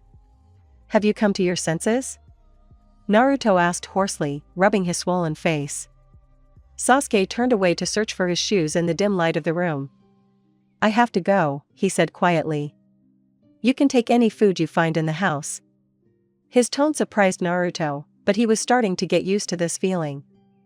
He didn't know the details, but Sasuke often worked in the neighboring village, helping with the housework, chopping wood and slaughtering cattle, sometimes digging a pit with other workers. Naruto squinted out the window. It was getting light, although the rain made it hard to tell the time. The gray sky on the horizon had turned slightly yellowish. As Sasuke pulled on the combat boots that were clearly the only ones in the house, Naruto considered how best to explain what had happened between them that night. The silence that followed, filled with the whispers of the rain, was tense. Sasuke turned toward the door, but paused. "Did I talk?" he asked finally. Naruto felt a weight lifted from his soul. He didn't remember anything. "Nah," he replied. "More like throwing up, hope your stomach's still in place." Sasuke didn't smile or respond. Naruto realized that he hadn't looked him in the eye once during their conversation. Was there the usual anger in his gaze, or was he too weak to do so now? "Hey," Naruto called quietly, shifting from foot to foot. He still took a few steps forward and lightly pulled Sasuke towards himself by the shoulder. "No need," he replied. "I stink." Naruto let him go. Sasuke opened the door and stepped out into the foggy street, almost immediately shuddering from the drizzle filling the morning air. The dark, hunched figure gradually dissolved into the milky fog, so thick that it resembled the cotton wool used to stuff toys. Naruto slowly followed Sasuke outside. His feet sank into the cold, wet mud. It smelled of mushrooms and forest. The fruit trees of the opposite houses formed an alley, almost completely blocking the village street with their shade. A curly blanket of wild grapes lay on the fence. Naruto stood for a while, looking at the deserted road. The rain washed his face. He had time to see what was in Sasuke's eyes when he left, not anger or fatigue, it was pain, for the first time in a long time. Naruto recognized it as a good friend. Pain drew its marks on the body, it drooped shoulders, broke eyebrows, rubbed lips, and faces fell like dead leaves. Pain penetrated inside, like poisoned air into a spoiled gas mask. It would have been better if Sasuke couldn't stand Naruto or the life he was living. But he couldn't stand only himself, and now he felt almost painfully and disgustedly ashamed of the filth he was so happily trampling himself into. And Naruto knew that this was much worse. But if he does everything he once promised, if he finds the strength to do it, then Sasuke's suffering will soon end. Chapter 3 The road was flooded. Several quiet and empty days the rain had not stopped for a minute, and Naruto knew for sure how it would end. A nervous fuss and confusion settled in him, displacing all other feelings. He did not know what to do. He understood that the longer he was cut off from the telegraph, the more stupid things he would do, but it seemed that he had no choice at all. Naruto had no idea where Sasuke was. He came twice a day, as before, but the rest of the time the blue windows of the house opposite were deserted and motionless. Now Naruto was also worried about whether Sasuke would return to the summer house, whether he would disappear and get into trouble. He was worried. Sasuke would silently leave his food and leave. Sometimes Naruto managed to detain him with a few meaningless phrases, but the tense back, clenched lips and especially sharp look of dark eyes nipped any advances in the bud. Sasuke did not want to talk. An accidental show of weakness forced him to defend himself, and Naruto was beginning to think that perhaps it was for the best for both of them. The house was getting chilly, and Naruto had to pile things on the bedspread to keep warm at night. Boredom and nervousness had taken their toll, and his old wounds were starting to ache again, causing him to sleep poorly. During the day, he usually amused himself by sitting on the veranda and throwing a knife at the ground. He wasn't very good with knives, so training made up for his joyless idleness. According to his calculations, it was the last Saturday of June. Cloudy and damp, with a sleepy dawn lost somewhere between the branches of the forest thicket. Drops of water glistened on the clean surface of the hunting knife. Naruto raised his hand to throw the knife from his shoulder, when he heard a quiet creaking behind him.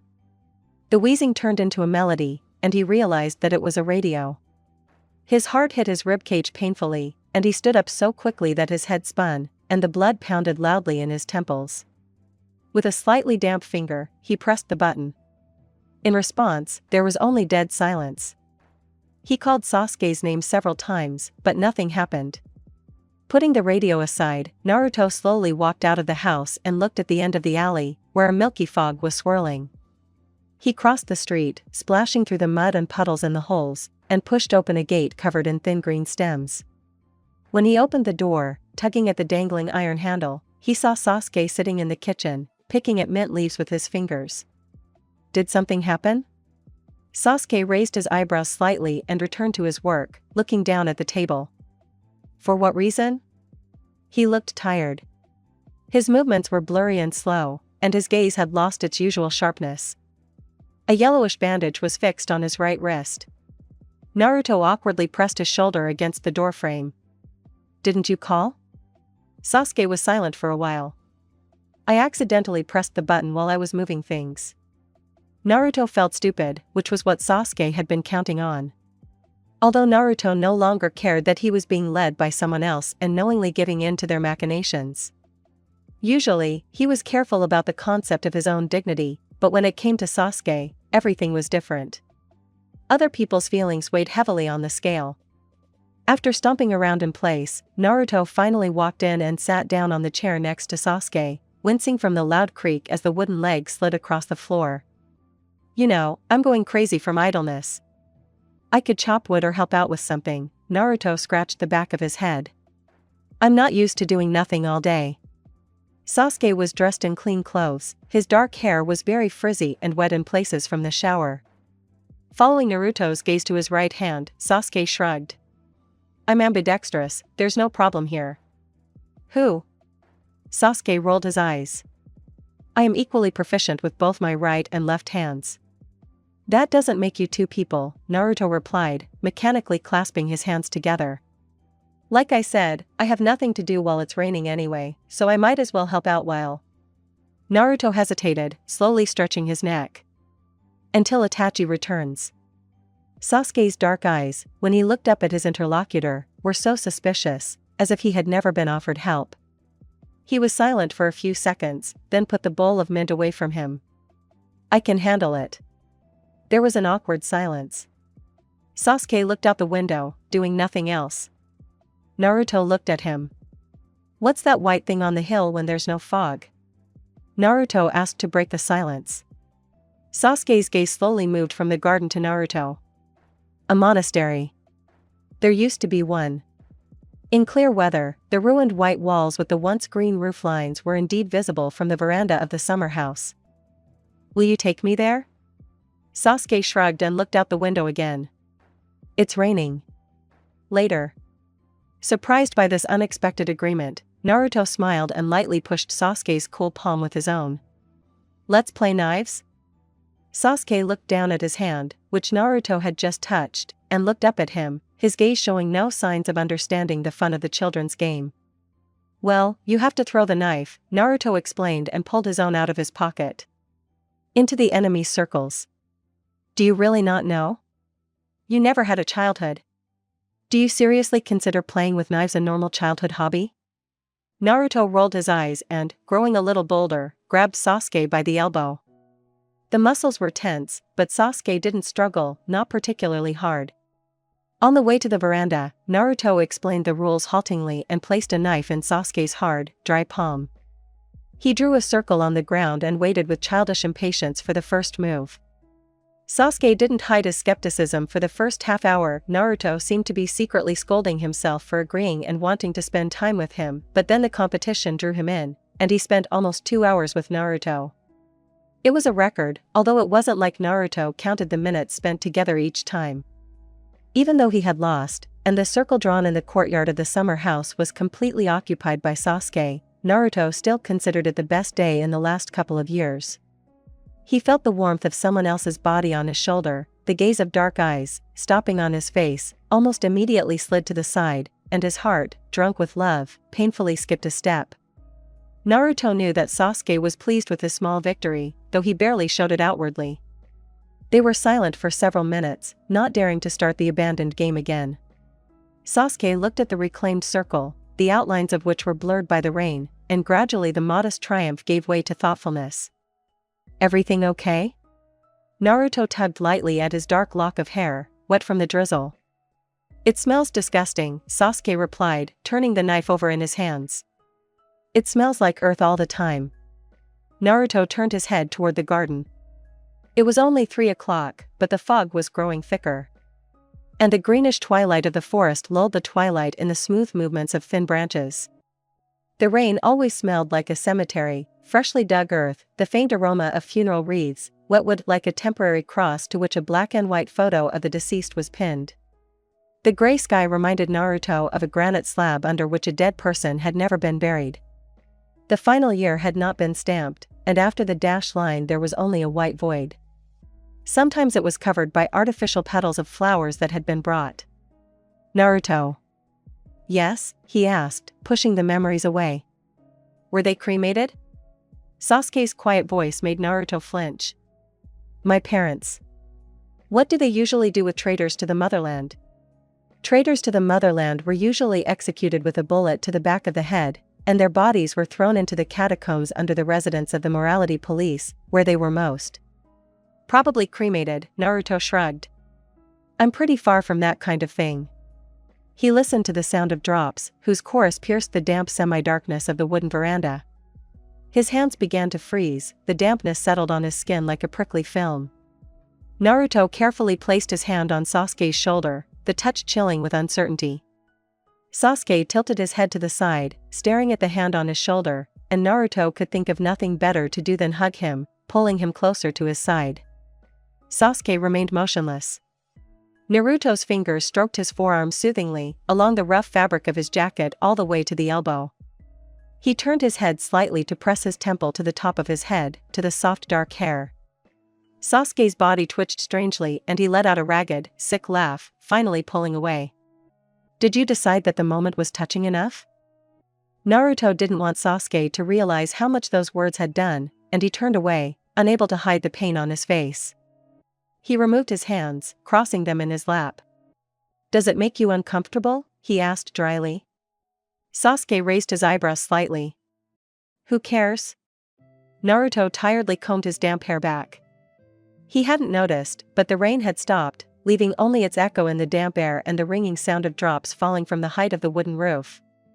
"It makes a difference to me. It will be easier for you to talk to me." Sasuke frowned, his gaze taking on a wary look, just like a predator sensing danger and ready to unleash its fangs at any moment. "Don't talk like you know anything about me."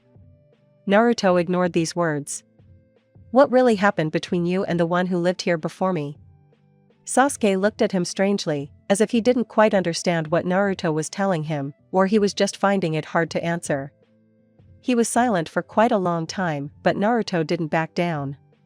He understood that Sasuke wanted to do this, wanted to tell, but at the same time, the monster of self-destruction that lived inside him greedily grabbed its food, not letting go of what could still cause pain when he thought about it 1,000 times alone in a sickening house. "He got drunk," Sasuke finally said, barely able to get the words out. "He asked me to fuck him. I hit him. When I told Itachi about it, he scolded me. Apparently, I was kept here for just such an eventuality." Naruto shook his head. "I don't know why you're doing this, but you need to stop treating yourself like a doormat, Sasuke." His tone must have sounded too condescending. Sasuke suddenly turned to Naruto, anger twisting his handsome features, despair flickering in his wide eyes. It was as if a spring Naruto had pulled too tightly had snapped back and hit him painfully in the arm. "You don't know shit about me." "What right?" Sasuke almost hissed. "You, let go, take your hands off me."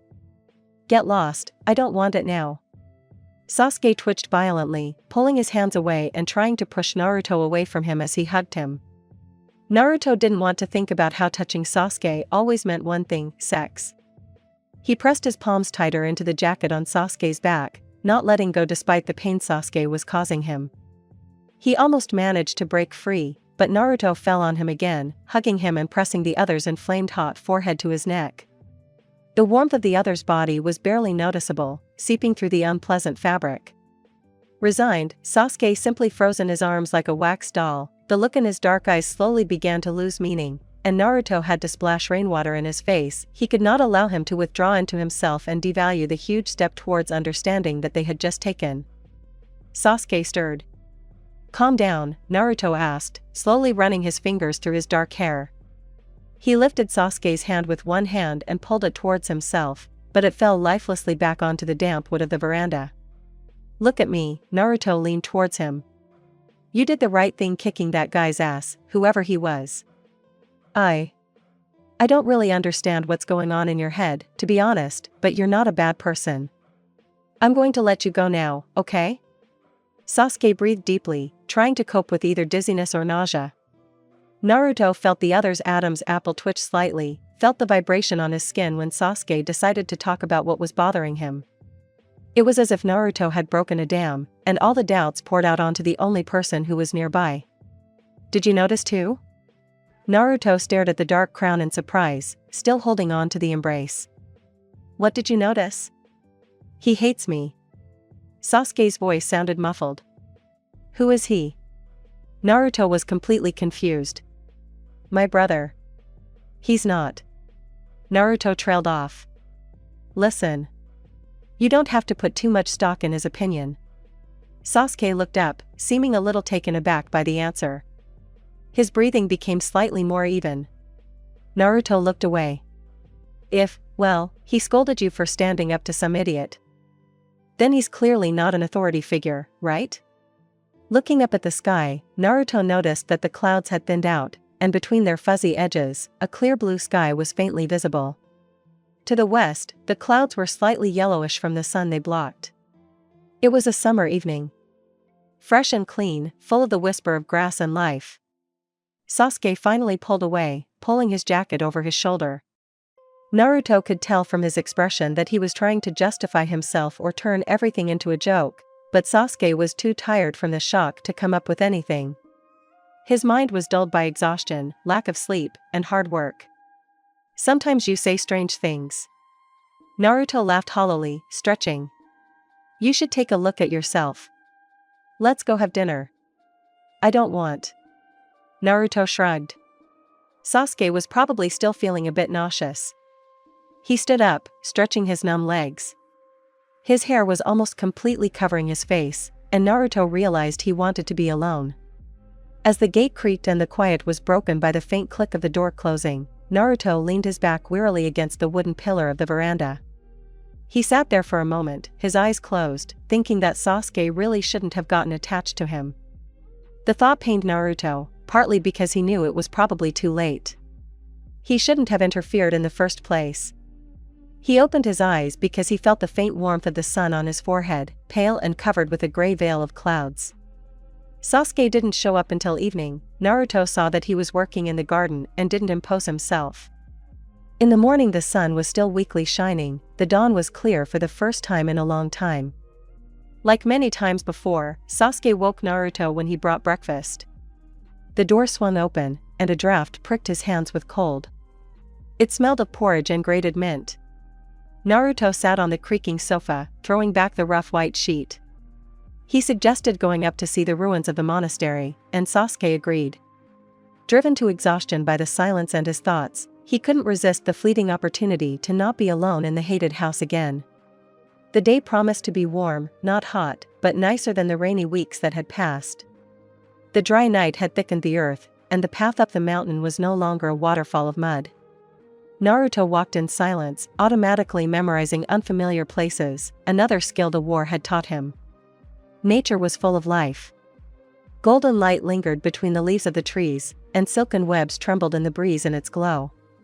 Naruto managed to stumble, and the nettles stung his palms, which he put forward in a defensive gesture.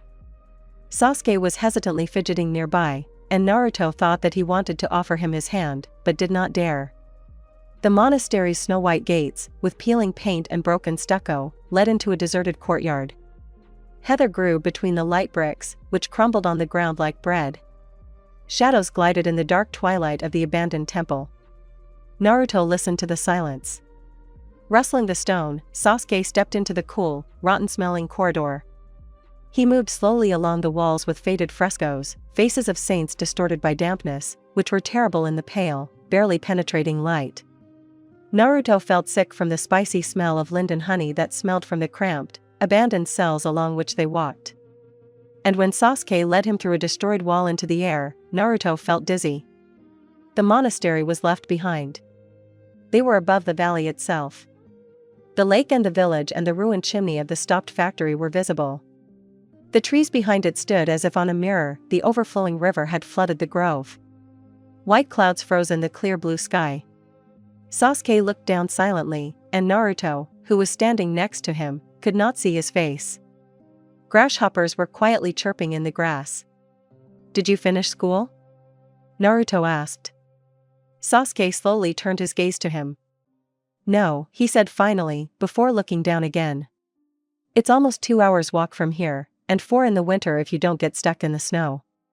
The rustling of dove wings echoed through the empty halls.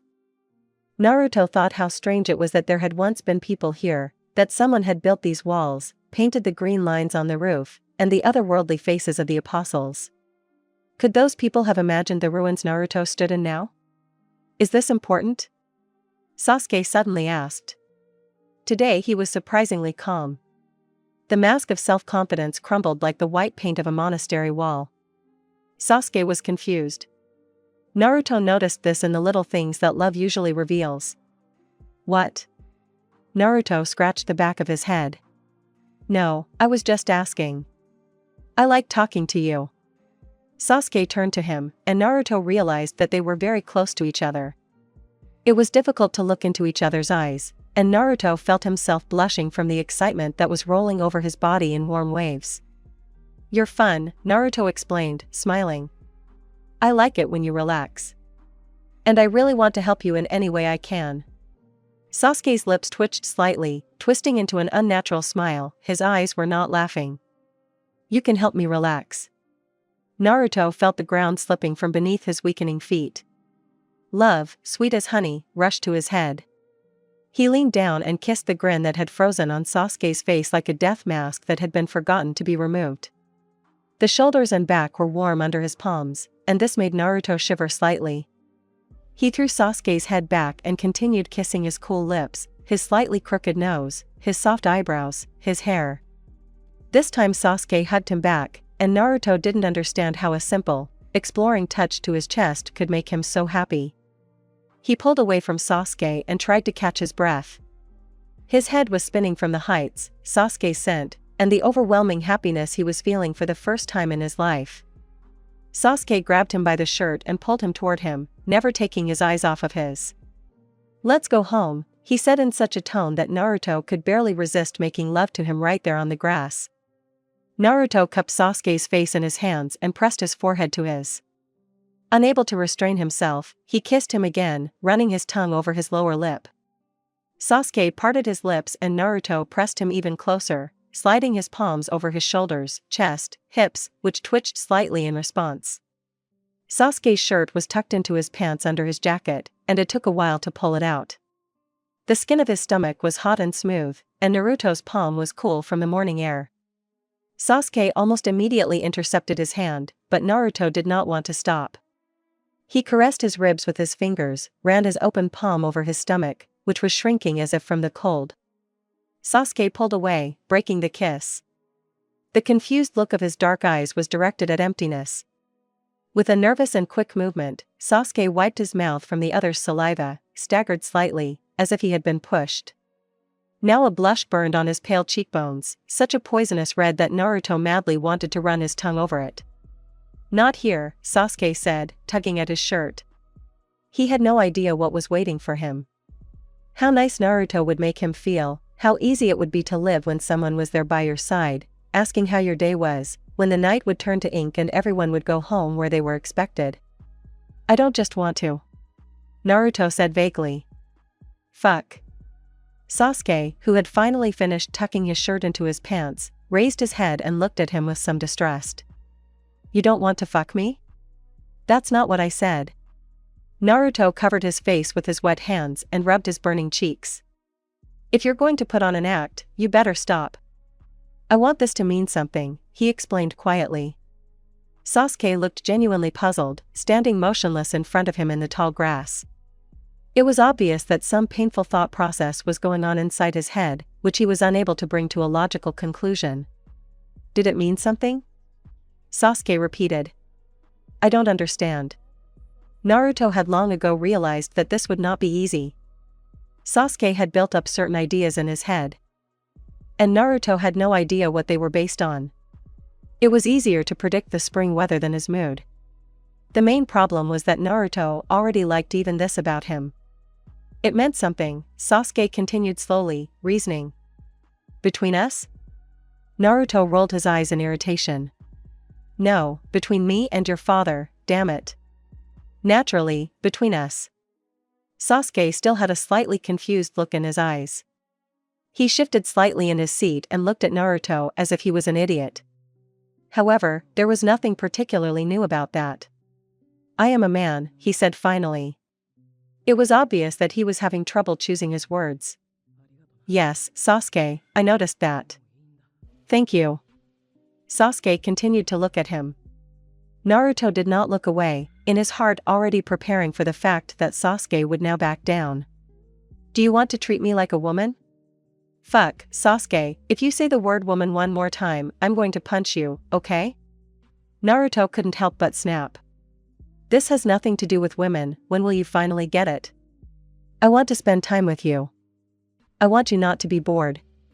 I want to talk to you, I want you to ask me how your day was, and you'll just answer the fucking question without your usual theatrics, because if I'm asking, I'm actually interested. Sasuke remained silent, confused by this tirade and at the same time annoyed that Naruto caught him off guard. Either agree to this, or it's not even worth starting, Naruto concluded, exhaling. There was silence. Especially loud now, when Naruto was so tensely waiting for an answer. The doves flew up into the sky, streaking the blue sky with white dots. Naruto only now felt how the nettle burns on his arms hurt. Especially where several fragments of homemade mines had streaked the lines of pinkish scars. Sasuke blinked slowly, considering the ultimatum he had given. Just let's not get dramatic, he finally said, turning away. If it makes you feel better, call it whatever you want, I don't care. That was the most Naruto could hope for. He reached out awkwardly and squeezed Sasuke's hand. Sasuke flinched at the touch, his dark eyes immediately fixating on the other's hand. He didn't pull away, didn't say anything. The palm in Naruto's hand was loose and dry. Let's go, Naruto suggested, pulling him slightly towards himself. Sasuke took a step, stopping in front of Naruto, slightly bowed his head and touched his chin with his wet lips as if responding to the touch of his hand. He pulled away almost immediately and, going around Naruto, walked forward. Naruto stood there dumbfounded, listening mechanically to the rustle of stone beneath someone else's footsteps. His heart pounded painfully inside his chest. This was wrong in every possible sense. Sasuke might not feel anything romantic towards him, only gratitude to the first person who showed any interest in him, with whom he spoke for longer than the few seconds it took to order the hay to be removed or the cattle to be slaughtered. What Itachi would say about all this, Naruto preferred not to think. He was afraid. But even all these doubts could not stifle the joy that filled his entire being. Sasuke would be with him. He would let Naruto try, and Naruto would make him happy. Even if Sasuke soon became completely uninterested in him. They went out through the arched gate to where the road turned back down. Like every human ascent, every imitative happiness, theirs, too, was followed by an inexorable descent. The monastery was left behind, a pale twin of heaven, a pile of ruins. And the monks had scattered as strangers to a place where they had never been at home. As Naruto and Sasuke stepped onto the village's only shady street, the rain began to fall with renewed vigor. The sky was hidden beneath the blanket of forest branches, and no one noticed when the cloudy blue sky turned to blue again and a noisy rain began to fall. A cold drizzle covered his jacket and head, unpleasantly tangling in his hair, although they had only been in the rain for a couple of minutes. Naruto stared tensely at the back of Sasuke's head, who was opening the gate, tugging at the equally wet latch with his wet fingers. Peonies swayed in the wind by the gate, heavy drops sliding down their soft pink petals. In the blue emptiness of the windows, the unlit living room dozed. Naruto didn't remember going inside and how the door slammed behind him with a familiar sound. When he woke up from his strange apathy, Sasuke had already taken off his jacket. His hair was wet and stuck to his white temples. He unbuttoned the top few buttons of his shirt and pulled it off, throwing it on the couch. Naruto didn't realize when he had managed to approach him. He put his trembling palm on his hot neck, ran it over his chest and pulled Sasuke towards himself. "Did you like it?" Sasuke repeated his previous question with a grin. "Yes," Naruto didn't argue. "You'll get hurt with me. It suits me." Of course he was happy with it. All he did during his acquaintance with Naruto was hurt himself. The couch creaked desperately under the weight of an unfamiliar body.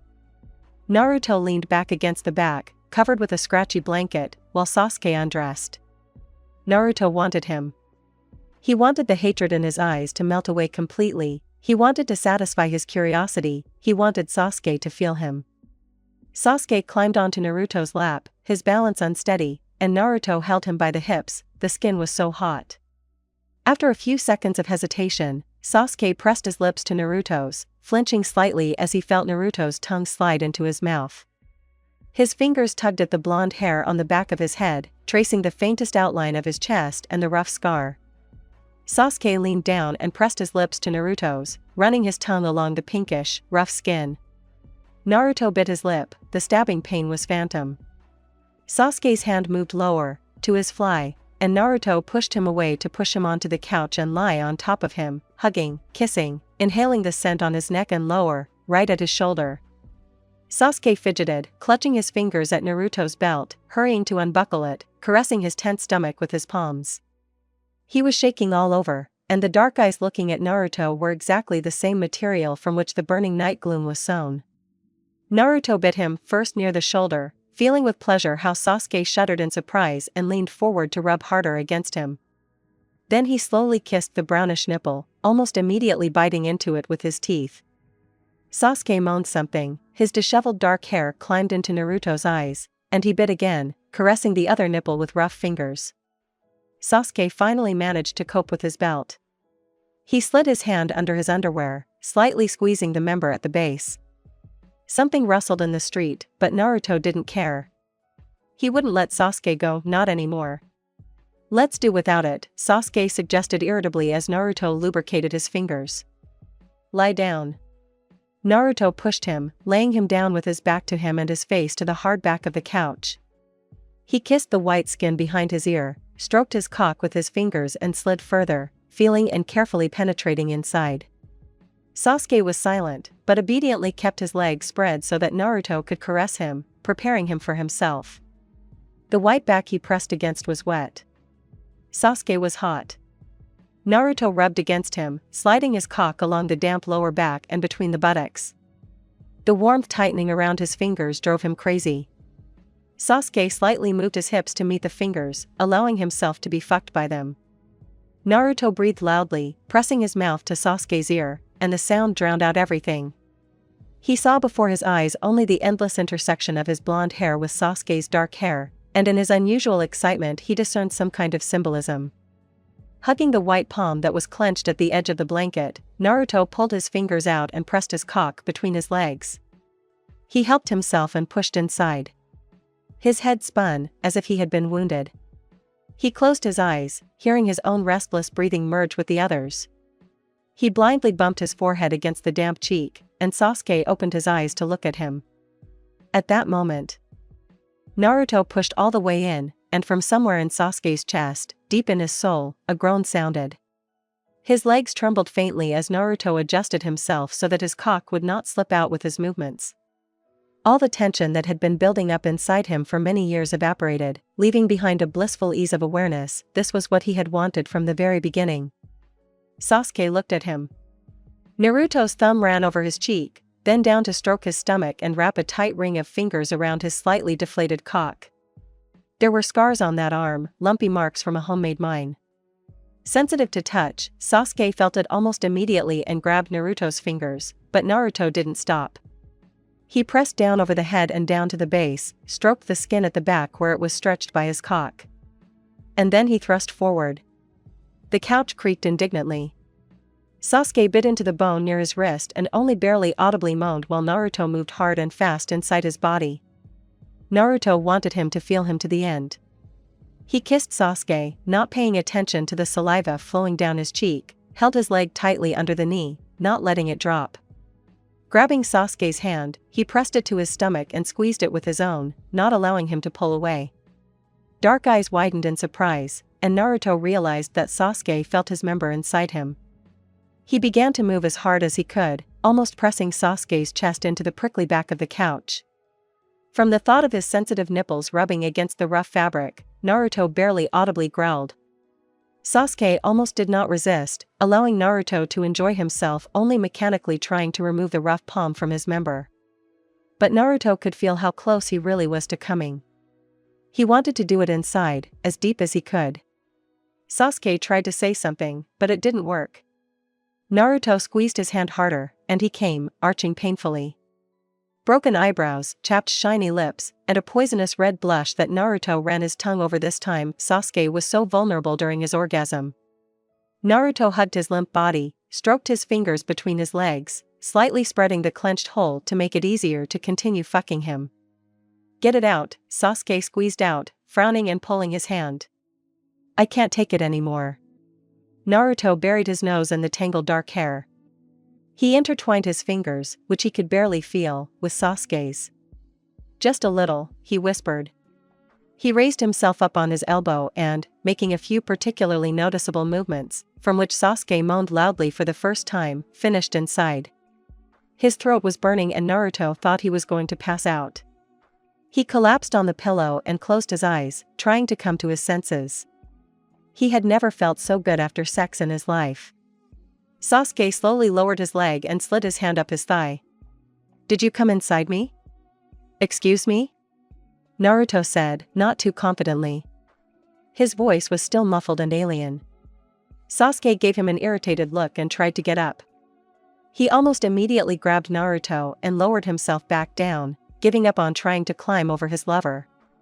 Naruto noticed that his legs were shaking slightly. Does it hurt? Naruto asked, hugging him from behind. It will feel better later. He rubbed his nose against the hard shoulder. A draft pricked his bare skin with the cold of the street. It smelled of dampness and dead leaves.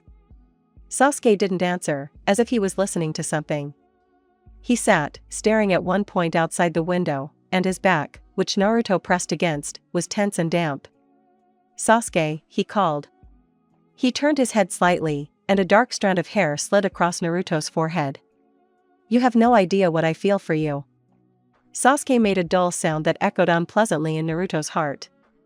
I think I can imagine it perfectly. I was curious, you wanted to.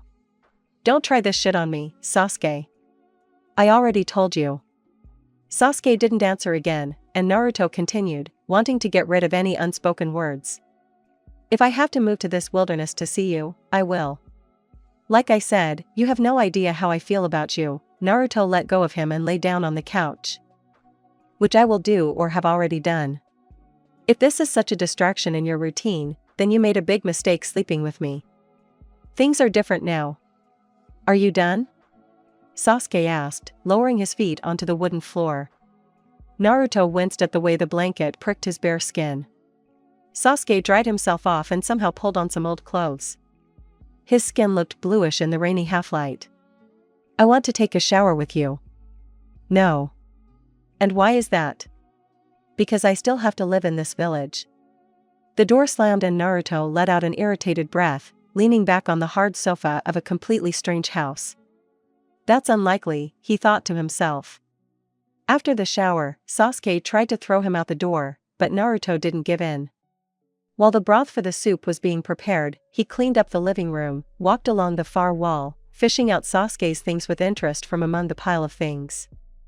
There weren't that many of them.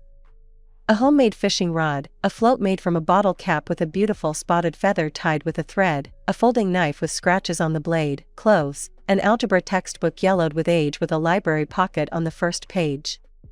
"What are you doing here?"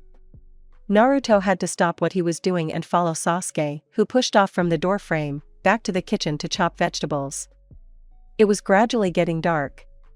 The rain was making noise, and large drops were sliding down the windowsill, sometimes rolling down into a dark corner of the kitchen. Sasuke wielded the knife incredibly fast, and Naruto was afraid to look at him. Now he understood where all those barely noticeable whitish lines on his thin fingers came from. "You were in the war, but you can't watch vegetables being cut?" Sasuke asked, dumping orange carrot slices into his plate. "The thing is, you're the one doing this," Naruto explained, a little embarrassed. Sasuke didn't answer. The sound of the knife hitting the wooden cutting board sounded in the silence, almost like a heartbeat. Naruto leaned his hands on the kitchen counter and looked at Sasuke from behind. "How was it there?" "What?" He felt incredibly stupid as he ignored the words because he just couldn't stop looking at Sasuke. "You mean in the war?" Naruto turned his gaze to the wall. There was no food. No water. Clothes. Weapons. Sometimes we had to go with knives against rifles. What orders? Sasuke was silent for a long time. He checked the broth, took out the pale chicken meat and began to cut it, without turning around. "What was the worst?" "Officer," Naruto answered without a shadow of a doubt. Sasuke turned around. "What officer?" Now it was Naruto's turn to remain silent. He continued to stare at the wall for a while, then turned to Sasuke, who was trying to catch his eye. He must have understood better from his eyes what the other man was really thinking. "His father died while carrying out the marshal's orders," Naruto said, his voice low and hard. "And the officer didn't like it. He packed his things and deserted, too cowardly to fight head-on. He preferred more subtle methods. Now I realize that it was my duty to shoot him in the back while I had the chance. I will never forgive him." Naruto noticed that Sasuke was surprised by his words, but he wasn't going to comment on it. He wasn't going to waste another 10 years of his life. "Are you going to shoot me in the back too?" Sasuke asked dispassionately, turning away to his vegetables. "Although, in general, it makes no difference." "What does that have to do with it?" Naruto sighed tiredly. "You and him are far from the same. You didn't do anything." Naruto knew that Sasuke didn't share his principles and didn't understand his or his own duty to the common idea. The idea always needs executioners. But Naruto didn't blame him for that. It was all that damn. "I lived on the money my father was paid for treason. On the money that got part of our army into a cauldron at the front. Is that not enough?" The knife clattered especially dully on the wooden board. "Is it not against your principles to fuck people like me?" "Idiot," Naruto said, silently moving closer and placing his hands on the other's tense shoulders. "You're going to cut off your fingers." "I'm not going anywhere," Naruto wanted to say, but he kept quiet. It seemed to him that Sasuke understood this anyway. He stopped and threw the knife aside. It clanked across the tabletop. Silence fell. Not knowing what to do, Naruto leaned over and nuzzled the dark hair at the back of Sasuke's head. He pressed himself closer to Sasuke from behind, rubbing against his body. He wanted it again, and only the intuitive intention to take his time was holding him back. After a few endless seconds, Sasuke moved his shoulders and pulled free. "Close the window." Sasuke turned to face him tiredly, but didn't look him in the eyes. "It smells like earth from there." Naruto raised his eyebrows. "I don't feel anything." "Oh well." Giving Sasuke a final kiss on the cheek, he walked over to the window and closed it. The bright eye of a gas lantern opened between the leaves. In its orange light, the drizzle of an endless downpour flickered like gnats. They didn't talk about the officer anymore. Naruto was pouring soup from the pot, sweet steam was coming from the plates, the smell of boiled chicken and vegetables. Sasuke sat silently at the table, looking off to the side, his head propped up in his hand. Naruto felt the hot soup burning his throat with bliss. In war or in the capital, they would kill for such a soup. It was not surprising that in the language, meat increasingly became mayasak, chicken, korochka, and the neutral verb eat turned into the tremulous eat, which retained all the torments of malnutrition. Food gradually became not an everyday thing, but a luxury that was cherished with the most tender word forms. Hunger left its mark on speech, although Naruto did not understand such things too well. He accidentally caught Sasuke's intense gaze that landed on him. "You're bulging your eyes in a strange way," he shared. "I have a bad feeling about this." Naruto clicked his tongue in irritation and threw a towel at him. After eating, they sat on the couch. Naruto was desperately sleepy, but Sasuke categorically refused to spend the night together. He nevertheless allowed Naruto to pull him close, allowed him to run his fingers through his hair and hug him. Naruto felt happy. Sasuke was silent, his head thrown back on the hard back. His throat with the semicircle of his Adam's apple riveted Naruto's gaze. Finally, he leaned down to his neck and kissed it, biting the skin slightly, listening to the sigh that escaped his lips. Apparently, Sasuke was ticklish. Naruto pressed his temple to his dark hair, quietly telling Sasuke about what he had seen and where he came from, everything but the present. The kerosene lamp burned on the dresser. The smell of chicken broth hung in the air. The furniture creaked faintly.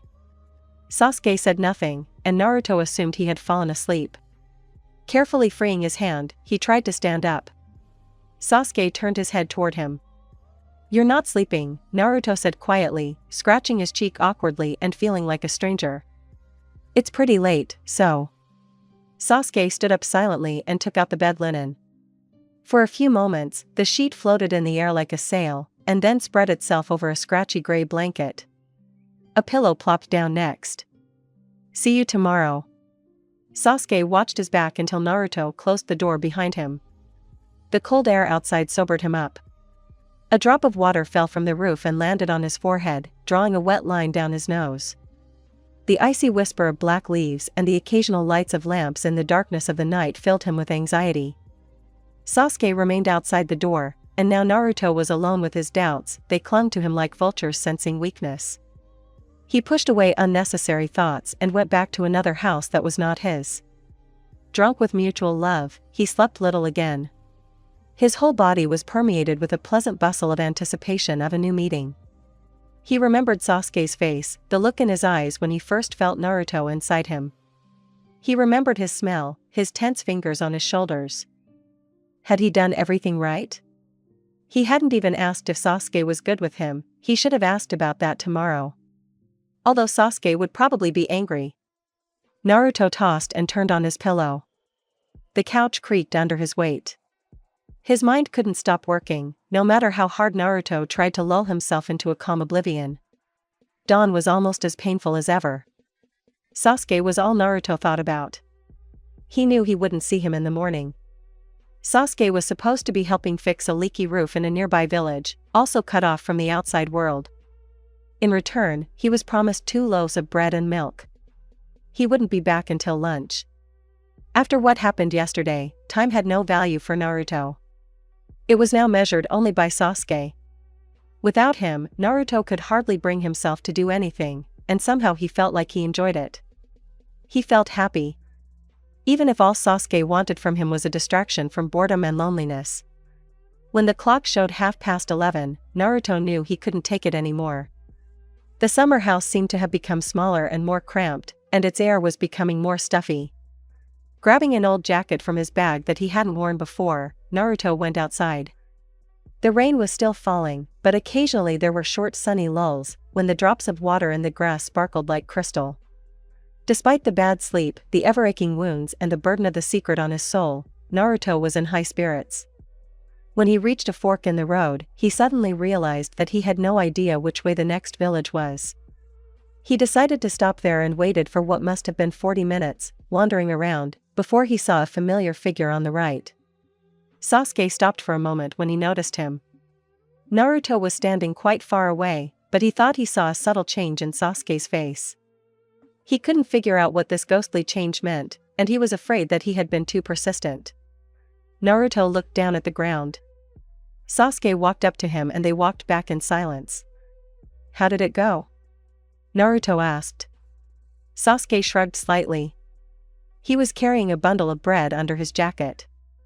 The sun's rays fell diagonally on the ground, but the rain did not stop. Naruto looked for a rainbow, but there was none. He felt stupid. Have you changed your mind? Sasuke asked. Naruto paused, not quite understanding the question. He considered it for a moment, mechanically looking at Sasuke's slightly hunched back, who continued walking as if he hadn't noticed anything. Changed your mind? Naruto asked, catching up with Sasuke. His feet sank a little in the mud, but he had gotten used to it over the past few weeks. For what reason? I came to see you faster. Sasuke didn't answer. Naruto couldn't see his expression because of his dark hair. He didn't understand why Sasuke suddenly decided to ask him about this. When Naruto had already lost hope of guessing the secret, Sasuke spoke again. You behaved differently yesterday. Do you want me to kiss you? Naruto suggested. No. Naruto snorted. Come here. I said no, get away from me. You're making idiotic conclusions. Naruto's smile seemed to have unsettled Sasuke. He resisted and dodged when Naruto tried to lean towards him. This small struggle dispelled the awkward tension between them. Naruto felt carefree again, a feeling that reminded him of the last days of May, when he walked out of school for the last time before the endlessly happy summer holidays. Noticing a small bird on the branch of a lonely tree, he pulled Sasuke towards himself, forcing him to stop, and pointed his finger at it. Look. That very unique representative of the hawks, for whom I am here. See what an atypical color? Such hawks are found only in this valley. Sasuke slowly turned his gaze from the ruffled bird to Naruto and looked at him silently for quite a long time. Naruto, it's a dove, he said finally. The smile slowly slipped off Naruto's face. He let out a nervous laugh and rubbed the back of his head. I was just playing a joke on you, idiot. I can't believe you fell for it. Sasuke, however, showed no signs of amusement. He looked away towards the forest and adjusted the bundle of bread on his chest. Why are you here? Sasuke asked dryly. Not that I care, but it annoys me that you think I'm an idiot. Naruto lowered his head, cold drops of rain falling on his face and tangling in his hair. There was not a soul on the road. Only a field overgrown with purple weeds and the trees of the forest, bending down in the wind. Sasuke waited for an answer. Sasuke, Naruto knew that he himself had told Sasuke all the time how important he really was to him. He didn't want to lie.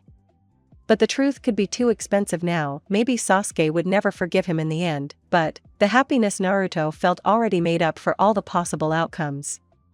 I can't say yet, Naruto finally said, not wanting to meet the dark eyes. He took a hesitant step forward, still afraid to raise his head, like a guilty schoolboy. Sasuke remained silent. I'm not an ornithologist, Naruto admitted under his breath. Sasuke turned his head to the dove, which was still sitting on its branch. As if sensing his intense gaze, the bird took off and flew away. Naruto blushed. It's all very. I'm here because I promised my friend, he did a lot for me, and I have to. Naruto exhaled in irritation and stopped mumbling. I'll tell you everything, I swear. Anything you want to know. I promise, but just, not now. Please, Sasuke. I'm not lying to you. You fucked me for your friend? No. Naruto screamed. No. Please believe me. This has nothing to do with everything between us.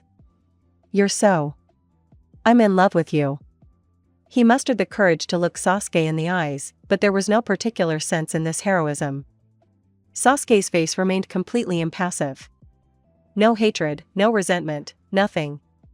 A crazy thought came to Naruto's mind.